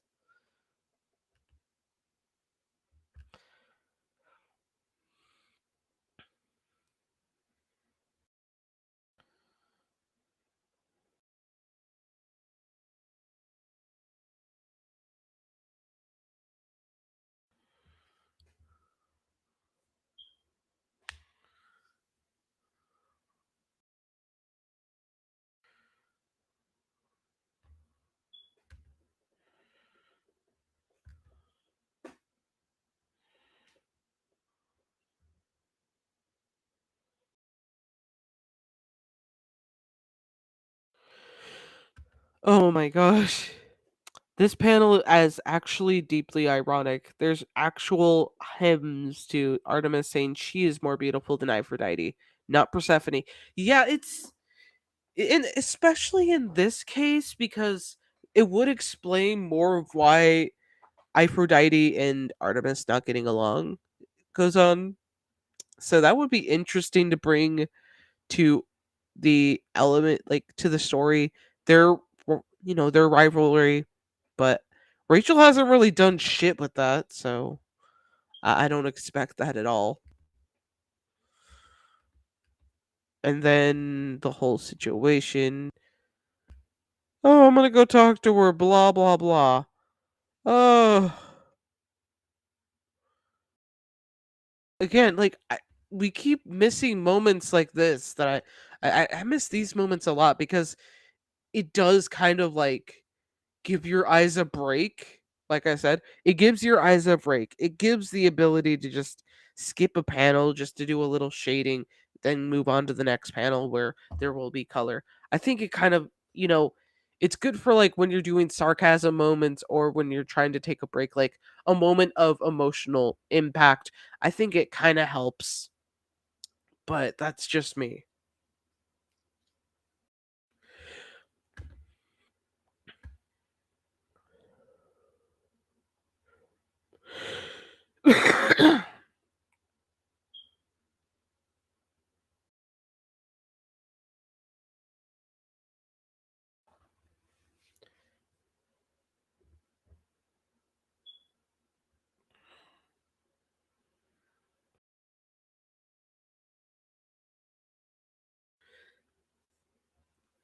Honestly, I'm kind of confused why Rachel didn't do this with since Eros and Apollo just it's like the same kind of set like maybe she was setting up for the rape to the like sexual assault to happen at the party like somewhere else. Maybe that was the original first draft like before anything ever happened like that was written down. It felt like that because of how this scene just made me think about that, you know?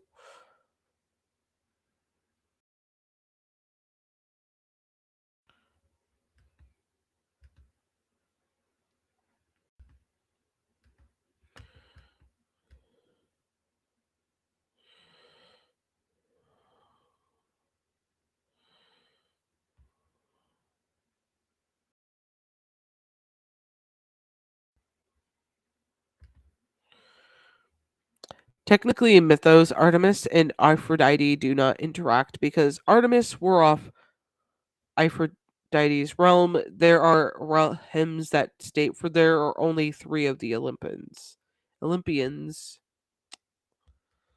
Oh, who do not bend to her Aphrodite sway. Those goddesses who turn from her realm, wise Athena, burning Hestia, and wild Artemis. Uh, wise Athena, burning Hestia, and wild Artemis. Yeah, it's like those things that like I think like Rachel doesn't really think of. Like wouldn't because technically now speaking with both Hestia and Athena in a relationship, that makes them part of Aphrodite's realm because they are kissing, they do cuddle, they do uh, probably a lot more. I don't know what because I'm not constantly watching them, but they're now in her realm. So it doesn't make much, you know, sense for those two to now be in Aphrodite's realm of control to sway. So it's so weird. Oh yeah. If you had the colorless panel like if we had the colorless panels today, you wouldn't be able to tell the characters apart. Oh, I mean like mostly for like one scene to like just like focus on just one scene every few panels or something like that between two characters or one it would make that makes more sense. I'm not saying everybody like all of it would be like uncolored. I just mean like for one panel or like a storytelling way of just like focusing on one emotion, kind of like when you do animation, that kind of thing. Like when you notice that it's like they turn black and white because of oh shit, I forgot my homework, or oh shit, I have to go grab some, medical supplies, that kind of thing. Or oh no, I forgot some. You get what I mean. So it's so weird how this happened, and we could have had the moments of Persephone and Hades meeting being much more gentler. And it's so weird because now that we know the information of what Hades was going to do, like, propose to Menthe, but then the first chick he sees at the party, Persephone, just like, oh wow, I'm gonna fall in love with her. And I'm gonna go flirt with her, even though I was just going to propose to Menthe at this party because why not?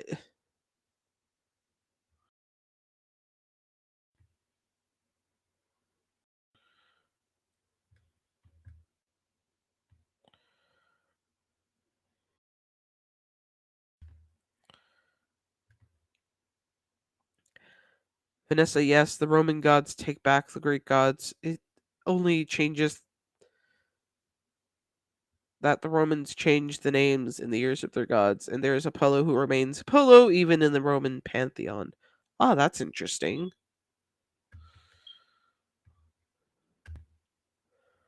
So it's so weird how that occurred. You just, again,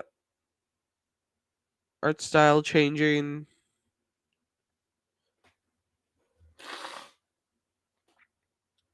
and then it changes again.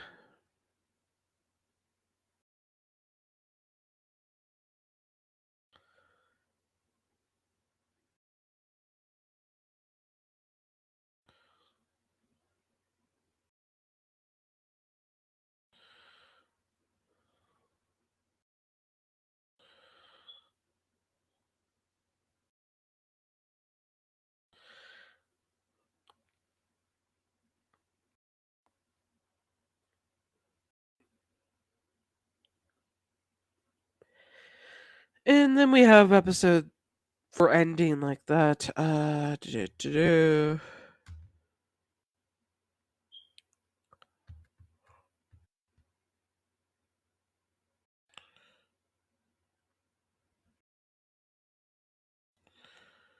I think one thing that I've noticed with some of the backgrounds now that I'm looking at it, I think the main reason why Rachel probably has the backgrounds be one color is that it's kind of like a trick of the eye. Basically, it makes it so much easier instead of having individual colors like you would see in a normal house.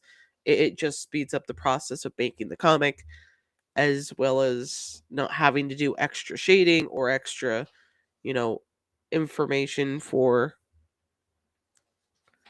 like details and such. It's just mostly traced from what I can tell. Maybe it isn't, but it's just that it's that kind of vibes it's giving me. And backgrounds are very difficult, but I do have some suggestions for those who are looking to do backgrounds. Now, normally when I do my art, and if I have a background, I'm going to draw the background first. Especially for digital art, you're going to want to do the background first, and then you add the character who is already colored up into the scene that way. It makes it easier. It's like putting like little paper dolls into a like an established scene. That way, like you either have it already drawn or you try and draw the character into the background slowly. That's usually how I do it though. Okay.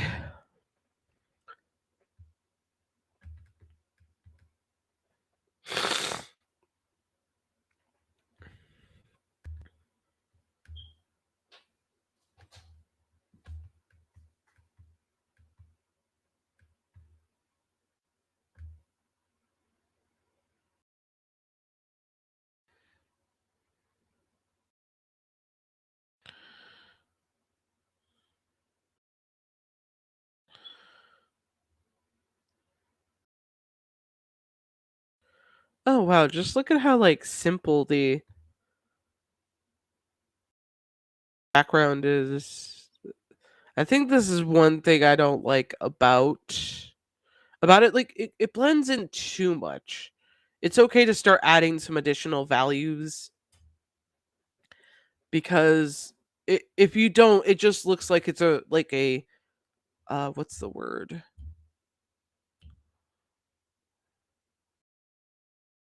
Freestyle. It's not freestyle. It's a different word.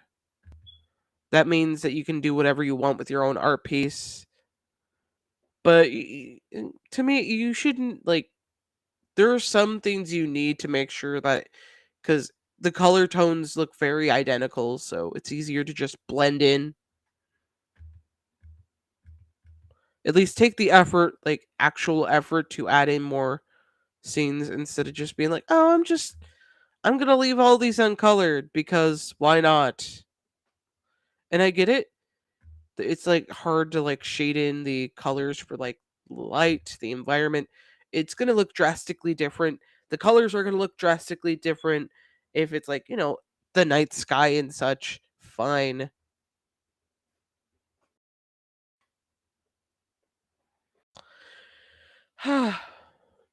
Sorry about that, baby bat. I am sick. I am dealing with that, and I also have allergies too, so it might be that too, so I don't know.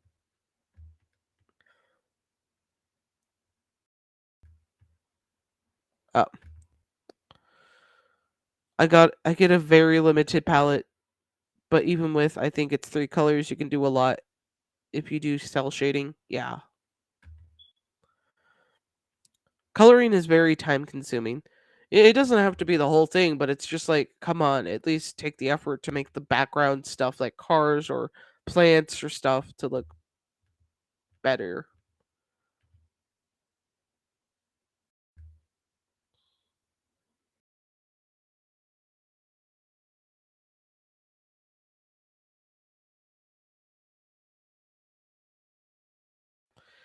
And then you have these like style changes that in the middle of this it feels like there's like two different artists.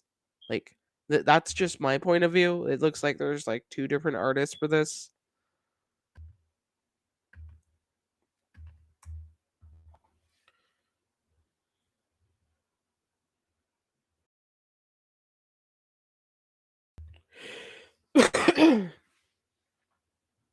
Okay.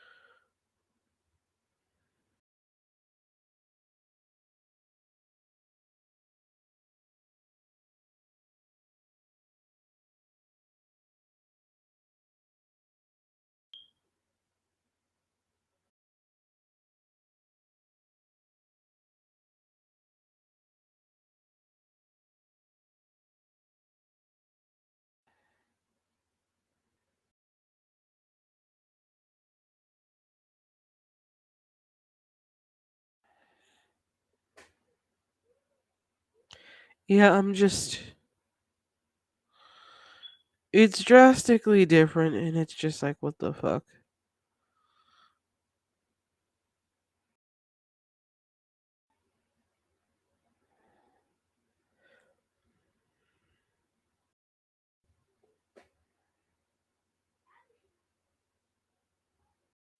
You can't convince me Hades wasn't thinking of like a lot of different things when carrying her.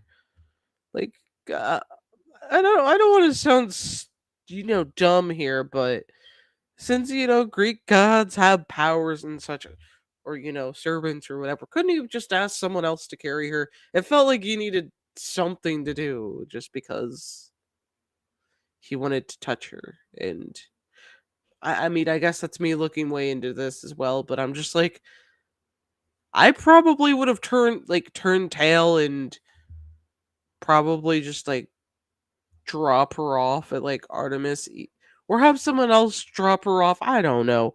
It's not like the time really matters for these gods. So it's like, ooh. Every time I see Persephone change body shape in the panels, I laugh. However, she is small here. Yeah.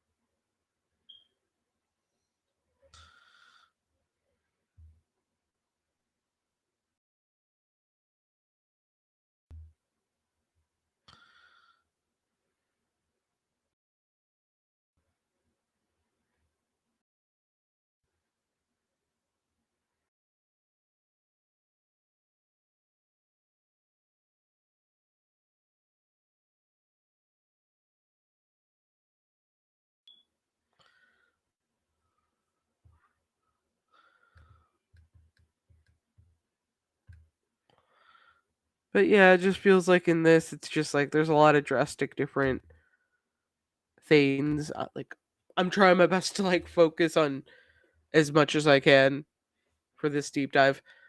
Uh, like, let's see. Oh goodness, we love plot convenience. Oh, that I guess that's true. I guess that's true.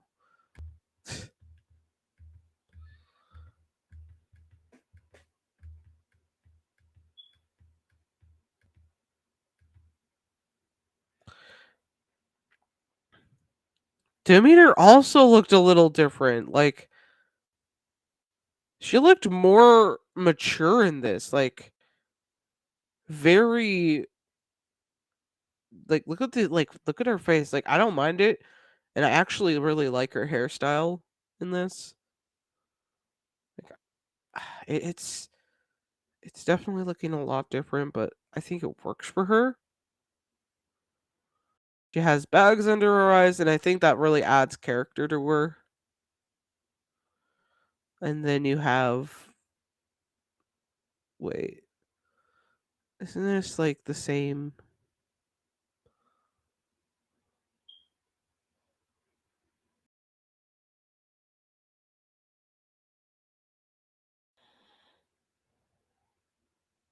It's episode 6. Like, I thought the whole like dream of this came during like the other episode. Man,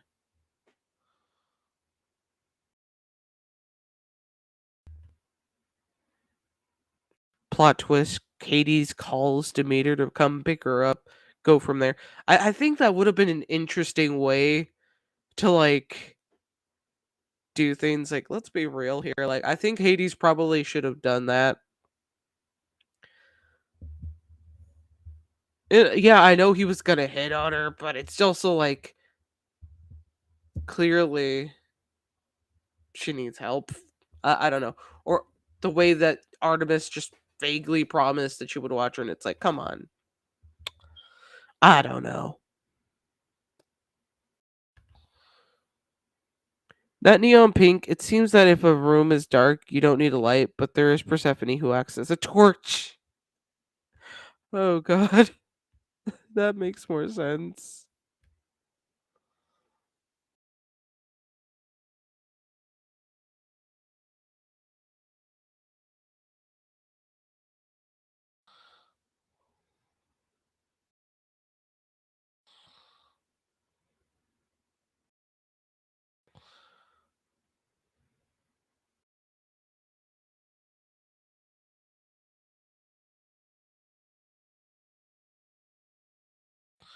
Again, another style change. Like, I don't know how many times during this, I don't know how many times it can change. Like, holy banana bread.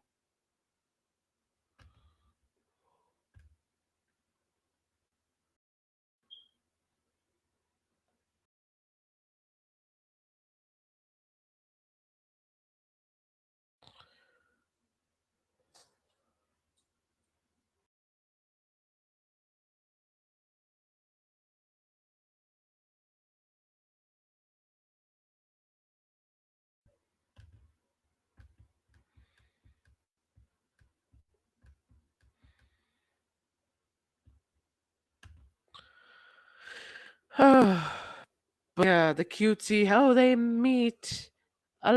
a lot. They already they meet. Honestly, I probably like my version from what I told you guys.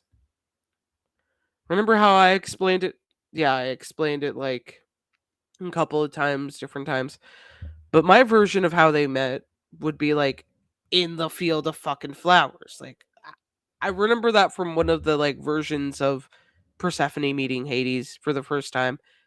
It would be in the fucking field of flowers. Like that's where, you know, that's where you can actually feel the beauty coming from her. She's just as beautiful as like the flower fields that she's in. And I think that would be more dramatic than the middle of a party. A party is just fucking predictable. Like, oh, it's so cute. You guys met at a fucking party. No, it's like when you have like when you take some of these moments for when someone first meets someone, I get it, you can change whatever. But for this specifically, I think working along with the original myths or whatever interpretation of a story you've heard from wherever, when you go into changing something like that, it's very you gotta make it minimum with the change. You gotta keep something there that keeps them there. I don't know why Hades would be wandering around in a like field of flowers, but maybe he's on some kind of errand. Like, come on, that would make more sense. And I'm sure Hades has something to do in the mortal realm, contacting other gods and goddesses, just basically doing businessman stuff, talking with associates. But they prefer the mortal realm because that's a nice location. I'm sure there's some gods that can't stand the modernized environment, so I'm sure they probably chat somewhere where it's peaceful and quiet. I'm just saying that that would be a lot more interesting than just, oh, here's the party. They meet at a party. And then the second meeting of them meeting at his house that he took her into when he could have probably just sent her home or back with Artemis or anyone else that wasn't his house. I'm just saying. Okay.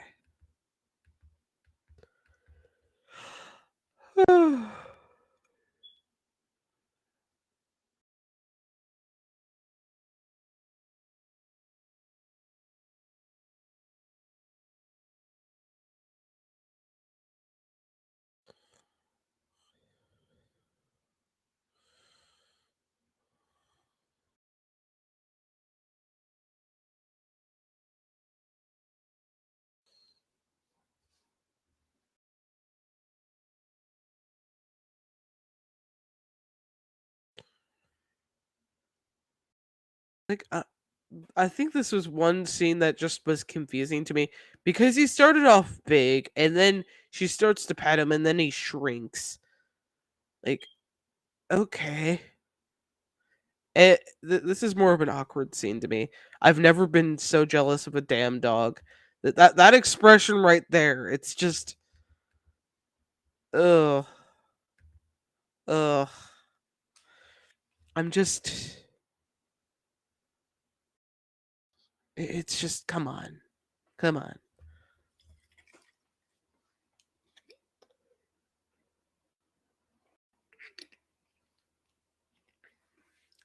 Okay,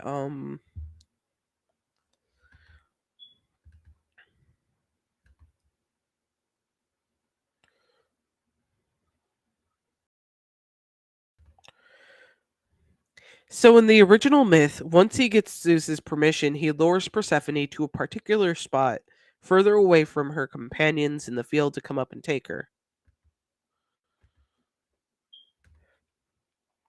Sometimes the companions are nymphs, sometimes it's Artemis and Athena, actually. And in some version, Hecate actually helps Hades take her.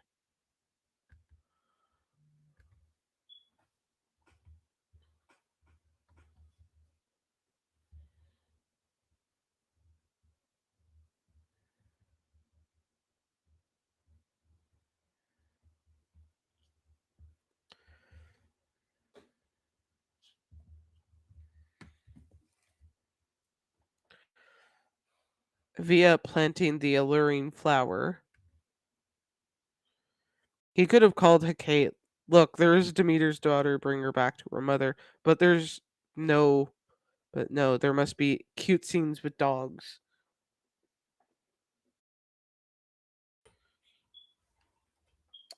Oh goodness. Sorry guys, I'm just making sure I check in with something real quick. Like it's mostly for like dinner tonight. My dad just sent me a message for what I wanted. Give me a minute. You guys can respond more about like about this weird expression Hades is giving because it's just like it's giving me weirdo vibes. Okay, it's giving me weirdo vibes.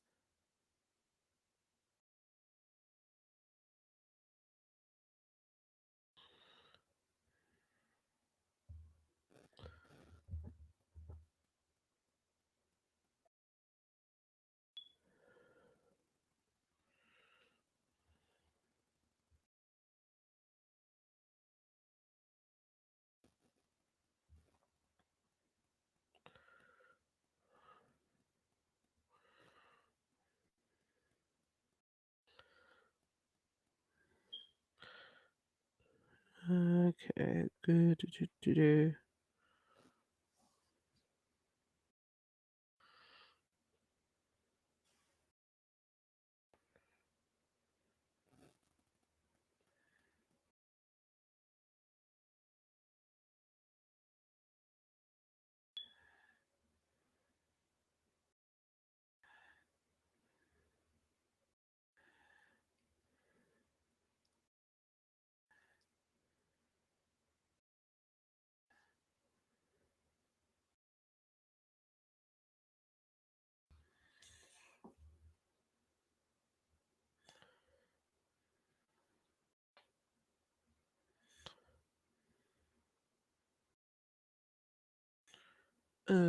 Chris.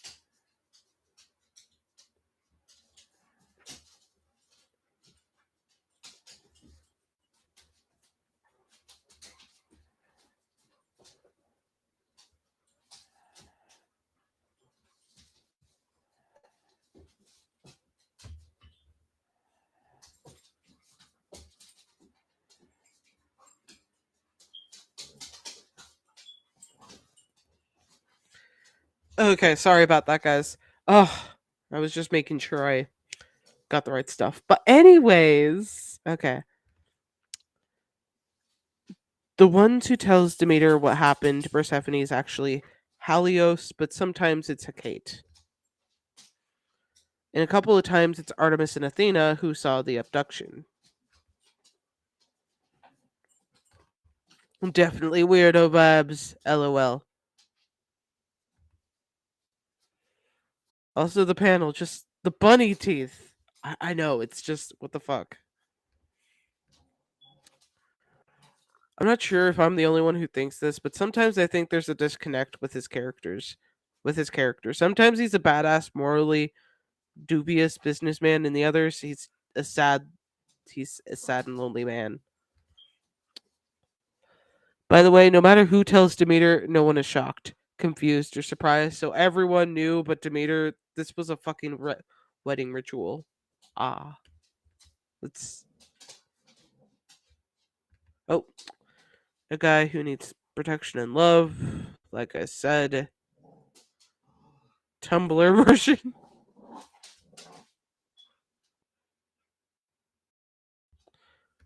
This panel gives me the chill. Kind of gives me chills. I know it's that bad. The way it's written in Lore Olympus is really odd for real. For real, it's giving me watch my Tumblr OCs do things instead of making a cohesive story. Yeah, we gotta make him badass, but he still has to be more likable than Apollo Rachel, probably.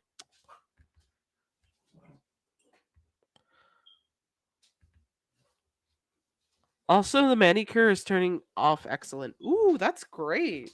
That's awesome to hear, guys. Okay, so we'll keep going for another few minutes.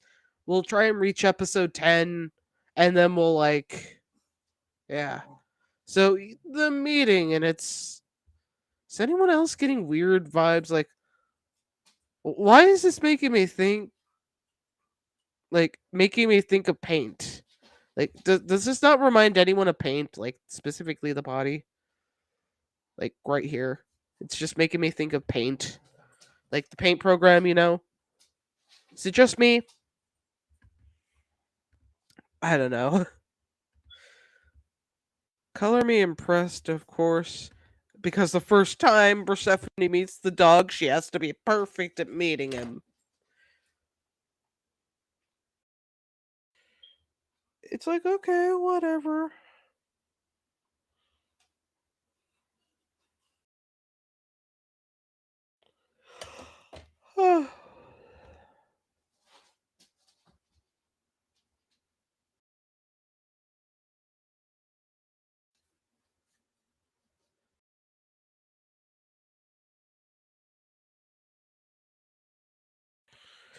So what's with the glowing? Like she glowing? Is he glowing? I don't know.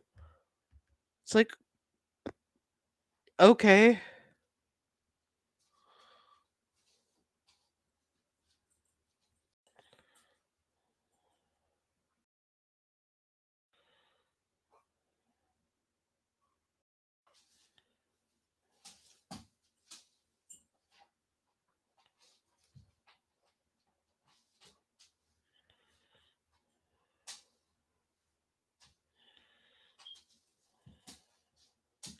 And then getting a jacket for the first time. Like, oh boy, yes. Let's give you a cute jacket. Like, as much as I do love this cute jacket, like I'm not gonna lie, I love the jacket. I've always wanted a big fluffy jacket like it. It's just like, would you like just imagine you're in Persephone's situation and some guy was just like, "Hey, you want this jacket?" Like, sure, my the vibes in my head would be like, "Oh, free shit.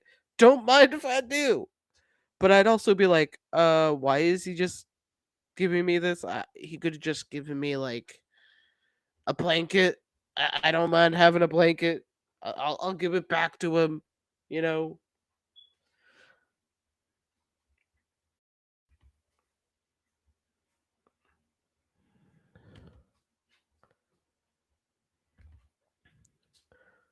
Dad seeing his daughter playing with the dog. This panel. I feel the black and white panels are more. These are my sketches and forgot to color it in. I kind of like them, but I kind of like. I think they just work in those one moments where one person's like black and white from. It's like one of those anime scenes, but that's just me. I'm just like, okay. I have a jacket like that, by the way. 10 out of 10 would recommend. Ooh, yes. Man, I really want to feel what those like feel like, I want to touch one. Ah, fluffiness. For now, I'll just give Evie a belly rub. She's just laying here unimpressed with me like rambling about like Lore Olympus. She's probably wondering when dinner is. So that yeah, that's great. Also, I would take it and feel no obligation to give anything in return. This was how I was raised. LOL. Okay, that's good. Okay, I guess I'll take it too. Just so, I mean, if anything, it'll be cute on me, or if like if it's like if it eventually is expensive, like in the thousands range, then I would maybe sell it. But I don't know. It's like you get a free gift and you can also sell it. Okay. I also have a version with a zebra print on it. So zebra fox coat. Ooh, that's cool.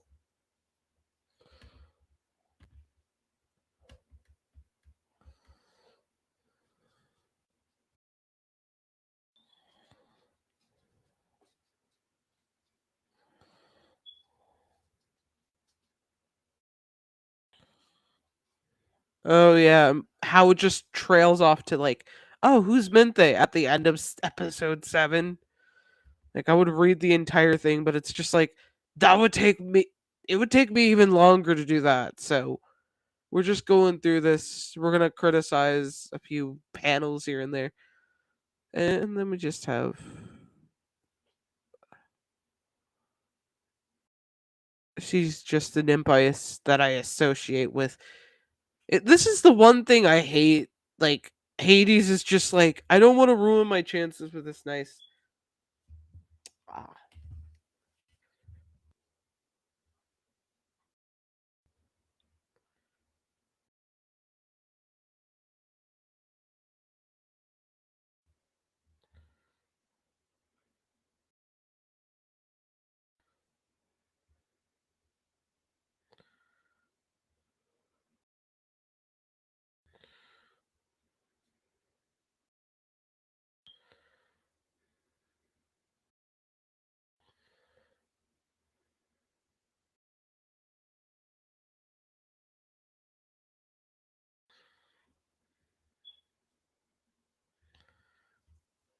but yeah, when she like asked about her, and he's just like, "Oh, just a dimp." I like look at that face, guys. Look at that face. She's just an imp I associate with, guys. Nothing else is going on. Nothing. Now, let's get together and have 7 kids. He should run.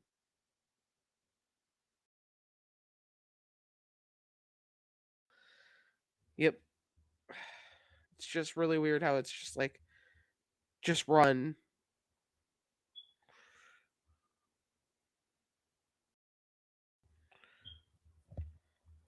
It's just like, these style changes are just really, really weird.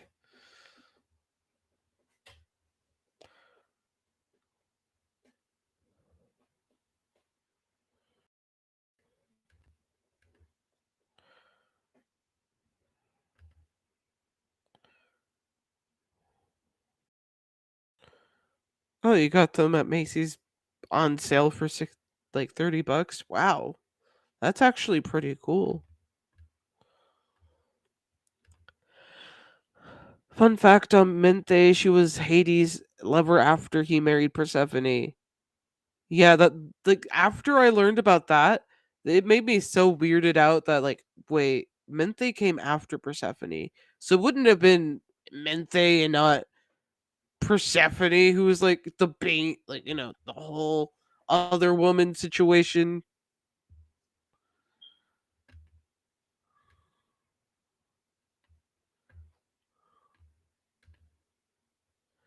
Leos was before Persephone. Ah, like I know about that. Like I knew about that one.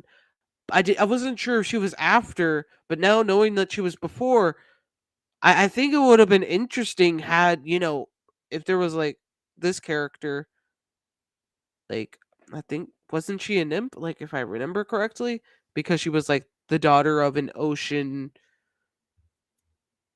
like an ocean god. My mind's blurry right now, but she was like the daughter of that guy, and I think that's what I was thinking about because there was so much potential for him to just like have that Lucy loose I'm not even saying her name right. Gosh, but having her involved in the plot that would have been more like better than Mente because it would make more sense.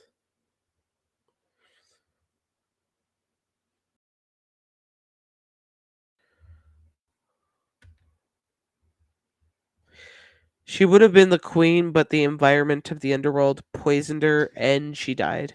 Hades created the poplar tree in her memory. That's definitely really bittersweet. Like he th- why didn't Rachel just make a story about him and her? Cuz it would have been much more bittersweet and seeing like someone like her just in the underworld doing like things with Hades, like helping him with his like company, and then he vows to not fall in love again or some shit like that, just to make it dramatic or something. That would have been more interesting. But no, it's like in this version we just have Hades jumping from Mente, the sinking ship in his opinion, to Persephone. It's just like come on. You can do better. You can do better, Persephone. Do you really want to be with him? I know they're both their own, poison. Considering, Hades is willing to get with her after almost proposing to her, and like Persephone's willing to get into his pants after wanting to like work with him, like in the workplace as an intern to be paid and get on Mente's nerves. It's just, not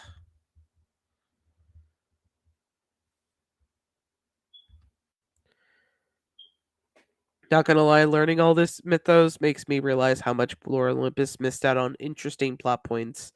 Right? Like we could have had so much storytelling, so many different perspectives, so many stories. Other than, I wonder if Persephone is gonna call me. I wonder if Hades likes my butt. I wonder if Eros is gonna get with Psyche. Well, there's a lot of bullshit that goes on in this, and I'm just like, I can't. I really can't. Wait, Thumbelina, why do you do this to me, dog? I didn't realize she was like trying to bite into my like jeans that I had like on the table. And then she's just like sitting there laying with the jeans and I'm like, what the hell? Why were you this quiet? Why? But okay, let's keep going.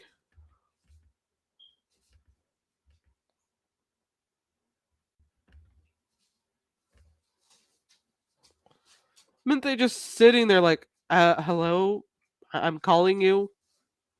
Not realizing that box of barley cereal bits is gonna be taking her man. It's just crazy like that.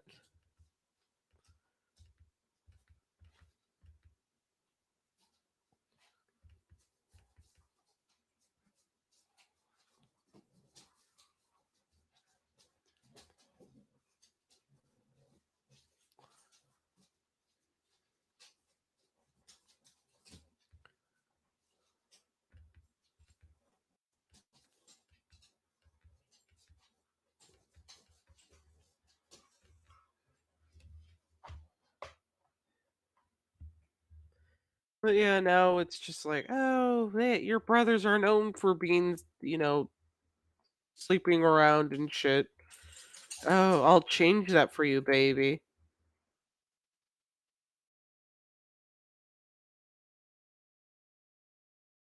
Espresso, yay. Oh, yes.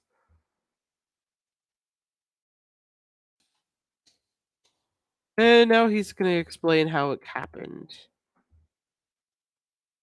Oh, I love the party. drove home.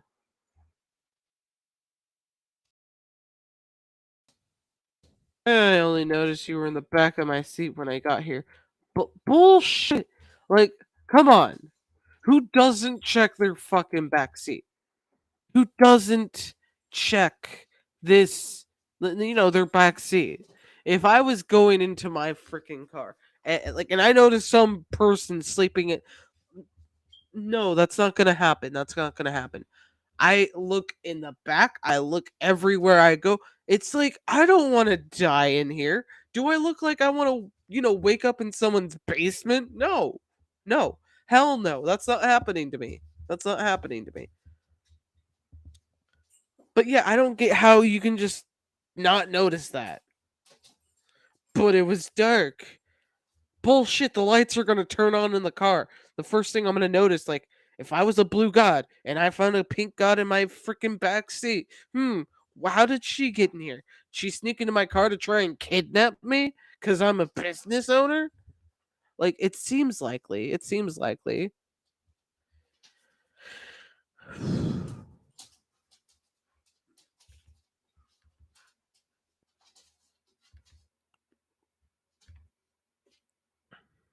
98% filler, 2% story. Agreed. Hey man, Naruto at least had a plot and interesting characters, XD. That's true. I've watched some, not a lot of Naruto, but I can agree. So apparently Lore Olympus came out 2018, first published on Canvas 2017. Wasn't the 50 Shades of Grey craze around 2015? Yes, it was, I believe. It was either around 13 to 15. So that's my best remembering of that information.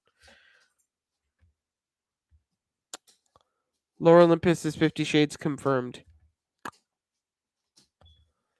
Uh, isn't this great that Twilight somehow manages to ruin everything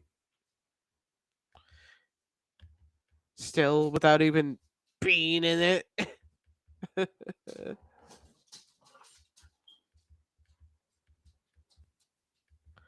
Oh god, it's just like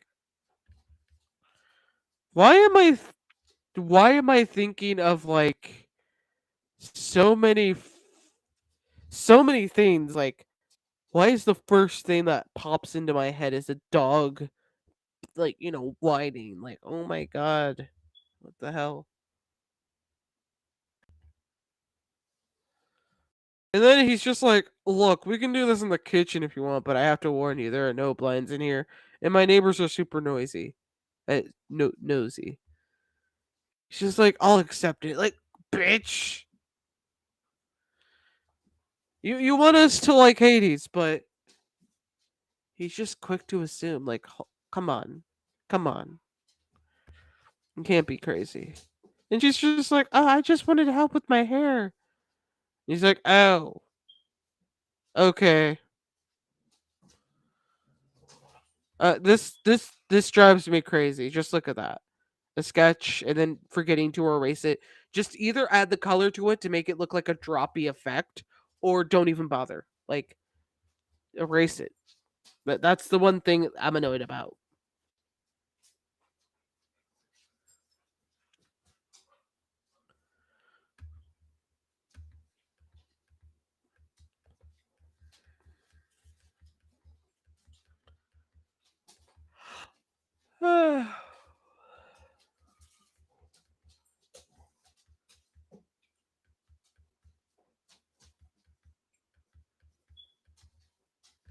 And then learning about like, oh, my powers are out of control. Uh, is introduce yourself. Oh, you should know who I am. Obviously, yes. 32%. And it's just like, this isn't cute to me. This isn't cute to me. Because I don't know. It's not cute to me.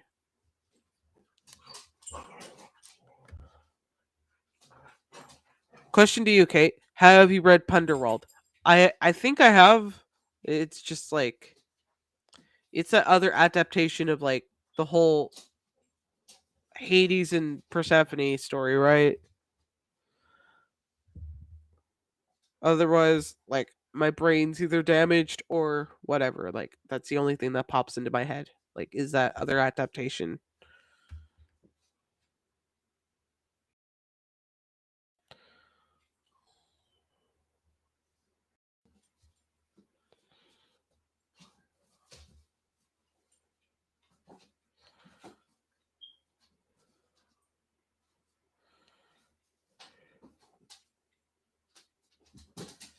She thinks he's lying about, you know, comparing her to the god of beauty and love and shit. I'm sorry. I'm just like some of the scenes are just like, uh, I guess there's one thing Rachel probably does, which is like, my guess is my guess of how she does her like artwork is like, kind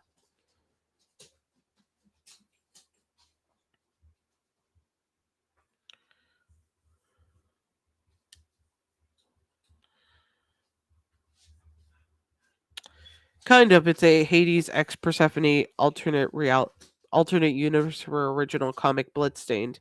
Yet somehow it's more accurate and respectful, despite being an universe. Oh wow, I'll definitely have to check that out more because it's been a while. And she's just being like, "Oh, you're not that stupid, right? You didn't just compare me to the goddess like that, right?" And then he's just like, "Whatever, yeah, I'd be stupid." And the dog and more yapping and more cutesy, and it just gets awkward from there. Blah blah blah. Take me home, daddy. And it's just like, okay, baby cakes. And she's like, well, oh yes, oh my dog names. Oh, okay, okay, you got it then. That's Cordon Blue. That's Mushroom. That's Russell. And then there's JP. Then there's like Little Fudge. Then there's Big John. Cerberus. Yes. And then you have Zeus who just interrupts and just like, you want to have brunch, buddy? And it's just like, okay, fine. We'll have brunch, but I'm going to shove my hand up your ass. Guys, I'm just summing it up. That's what it feels like. What was that face in that panel? The fuck? I guess it was something. I don't know. I don't know. Like let's see. Okay. Going back. Going back. Going back. Going back. Wait. I think you might mean this. It's like I get it. I don't know. I guess it's more of it's cutesy that she was aiming for, but I don't know. I don't care. And then they're like, "Oh, I gotta go to brunch then with my brother, the asshole." Oh, and the brother's like, "Okay, great. We're gonna go get some pancakes. I hope you like some pancakes." I'm at least making more sense than Rachel. Okay, it was near the top of Persephone. The one with like the simple face that was like the space, guys. Was it this space? Like, please tell me I got it right. Oh, further up, it's of Persephone. Ah, further up, it's of Persephone. This space, but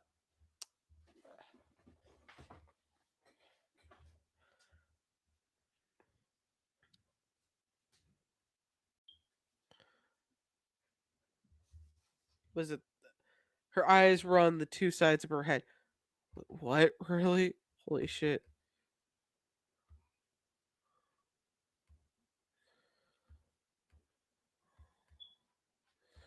Let me know if I pass it or not.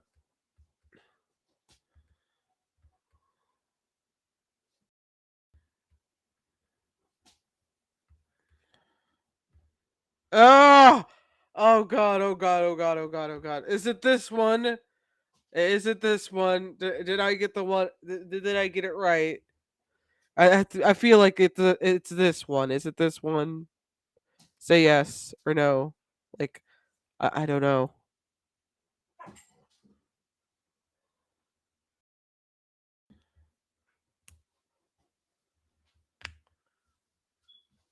Ah ah. Oh, it's this one. Oh my god. Oh, why is the eyes so close to the nose? Why? Why? Oh, God, why? You gotta lift up the eyes a little bit more, Rachel. It's it feels so unnatural. I get it. They're like God. It's like gods and goddesses, but it's like it looks so bad. Like, is this? It's like the measurements of the face. You don't do that. You don't do that. It's like Rachel. You should have had someone see what was going on there. Okay, you should have had someone look before you posted it, and now it's gonna forever be a meme. I don't know what kind of meme, but it's gonna be a meme somewhere.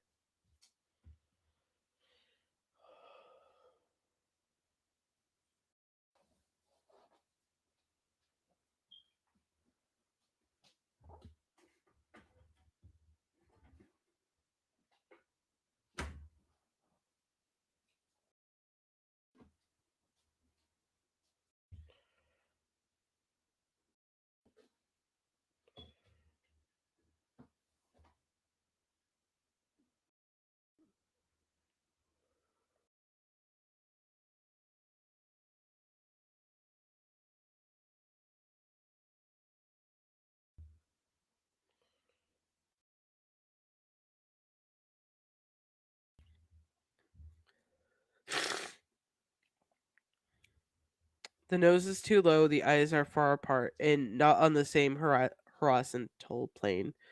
Basically, the right side of her face looks melted. Yeah, that's for sure.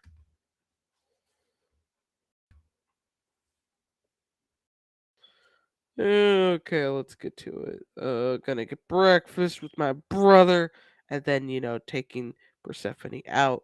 They're just going out and just tumbling up. I swear, I swear, I swear. If you eat one more cord, you're gonna be going downstairs with your kids. You'll not be able to live up here. You'll have to eat banana bread. Eight.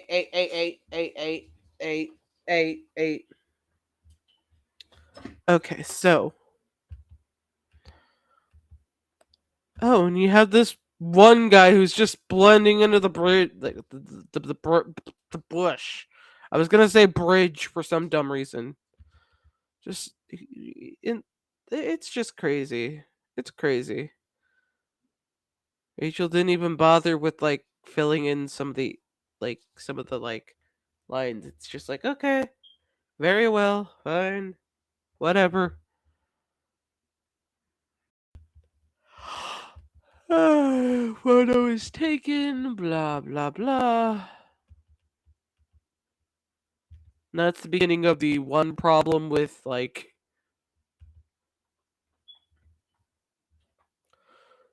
for them. It's just like come on. That problem is just like wouldn't Hades have like security? He should have a fucking huge mansion, in the underworld if he's that rich and shit. Security, guard dogs, like he obviously has dogs who are gonna be there. So why the fuck would I go out of my way to go take a photo of Hades and whatever else is out there outside his house?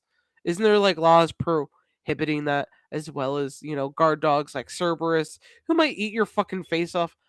I don't want to take that risk. Hell no. They're going through the motions.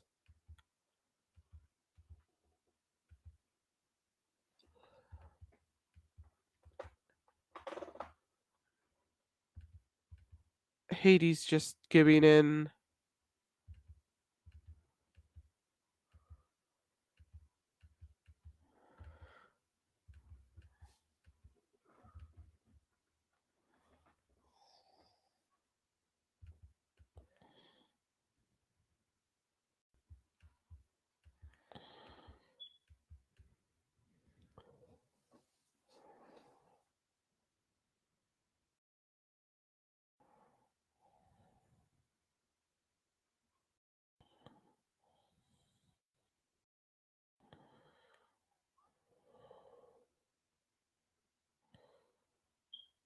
Oh yeah.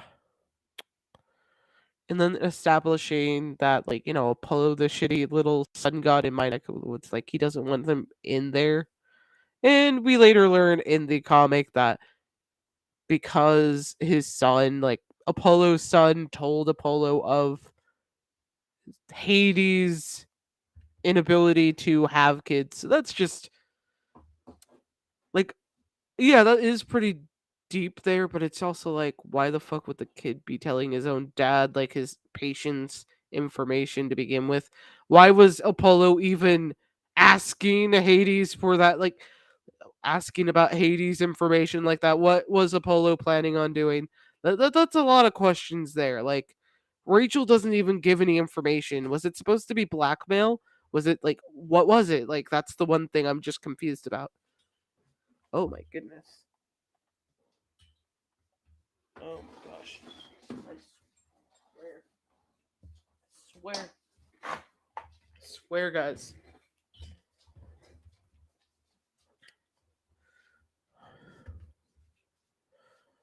Cerberus is actually not a dog. He is a child of the monster Typhoon. And, like, isn't he also the child of, like, Inchinata? Like, Inchinita? If I'm saying her name right. So Cerberus is actually a monster that Hades was able to strike a deal with. That shows how powerful he is. Yep.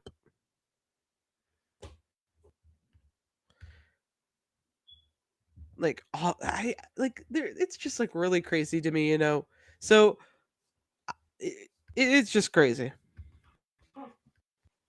with all like of what Rachel's managed to do. It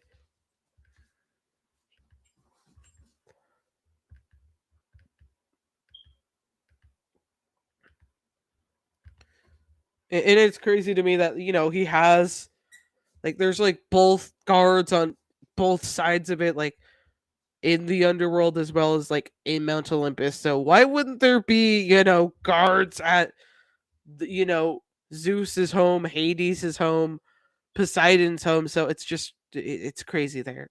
It's fucking crazy.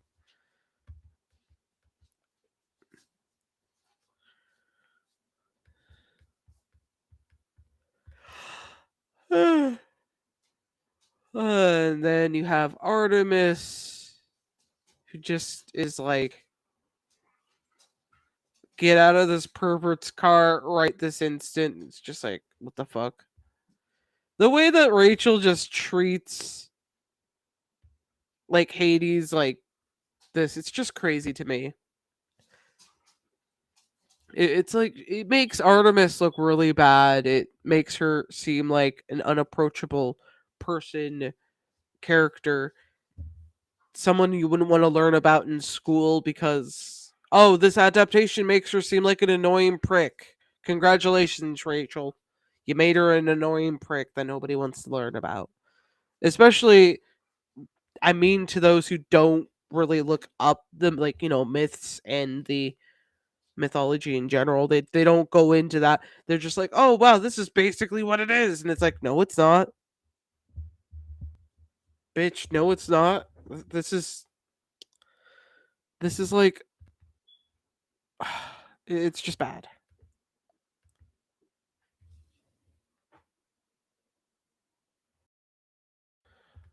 Okay. Oh wait. This expression of his, it's just like, can you be super attached? Like, look at that face. It looks like someone who's desperate, like super desperate. Like, I'm not like talking like desperate to like get laid, but desperate like I need this like drug wise. Like, it's just ugh.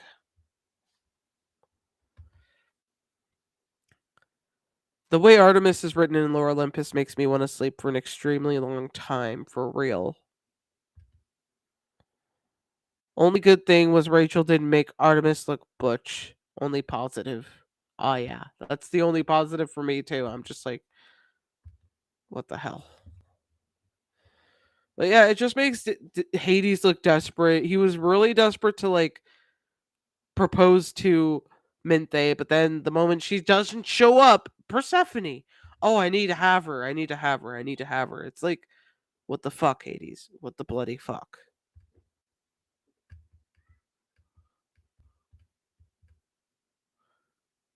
It and then he's just like major luck. Like,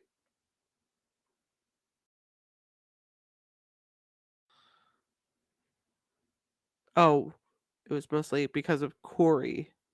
But it's just like, I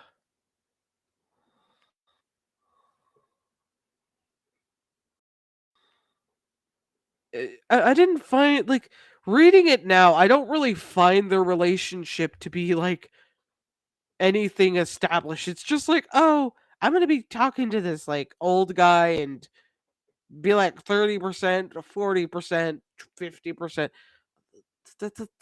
I get it, like somewhat maybe ish, I guess. And then it's just like, yeah, this is totally the face of a pervert. I'm going to agree with Artemis there. This is totally the face of a pervert. Like, come on. It's like, can you be that obvious? Could you give her space?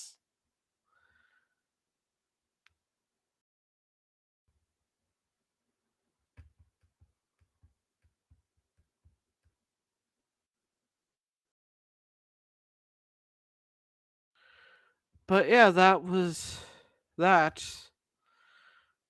We've almost been going on for like 3 hours. So we managed to get through 10 episodes without, deep dive with the dialogue. But yeah, that was pretty much something, guys. That was pretty good. I'm gonna take a sippy sip, and then I'm gonna announce a few things, and then I'll end the stream. I just need to get like a drink because my throat's like annoying me.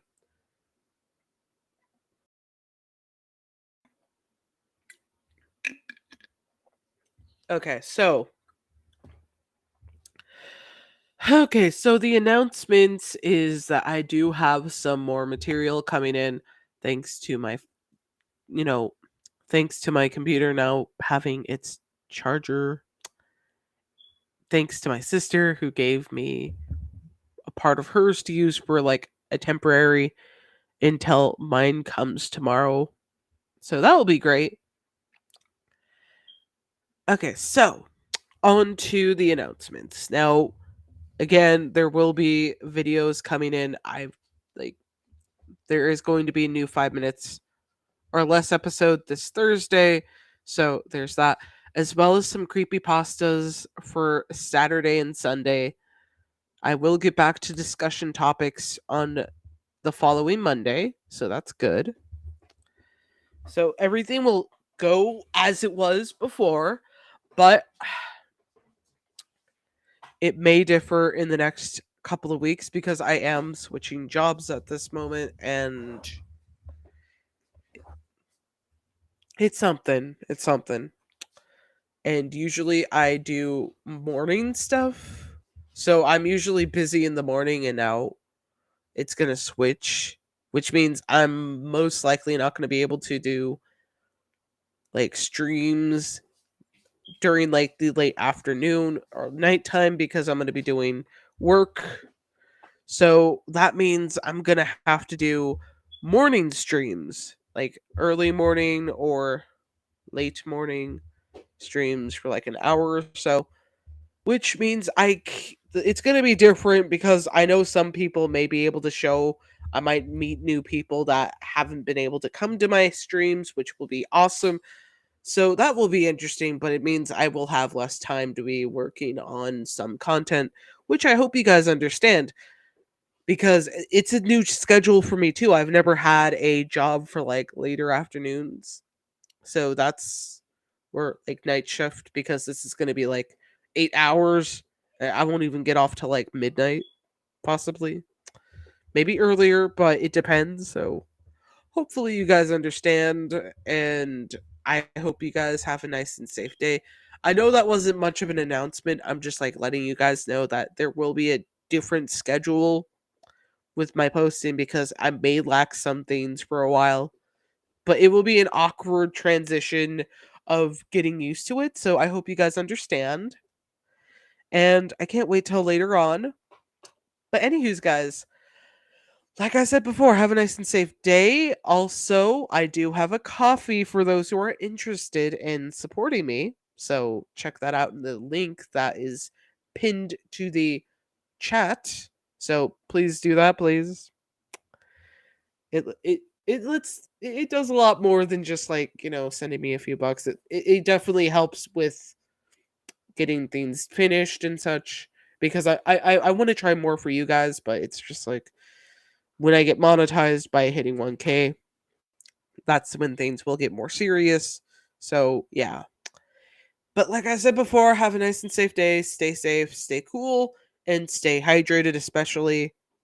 And this is Dazzling Kate signing the hell. Oh my goodness.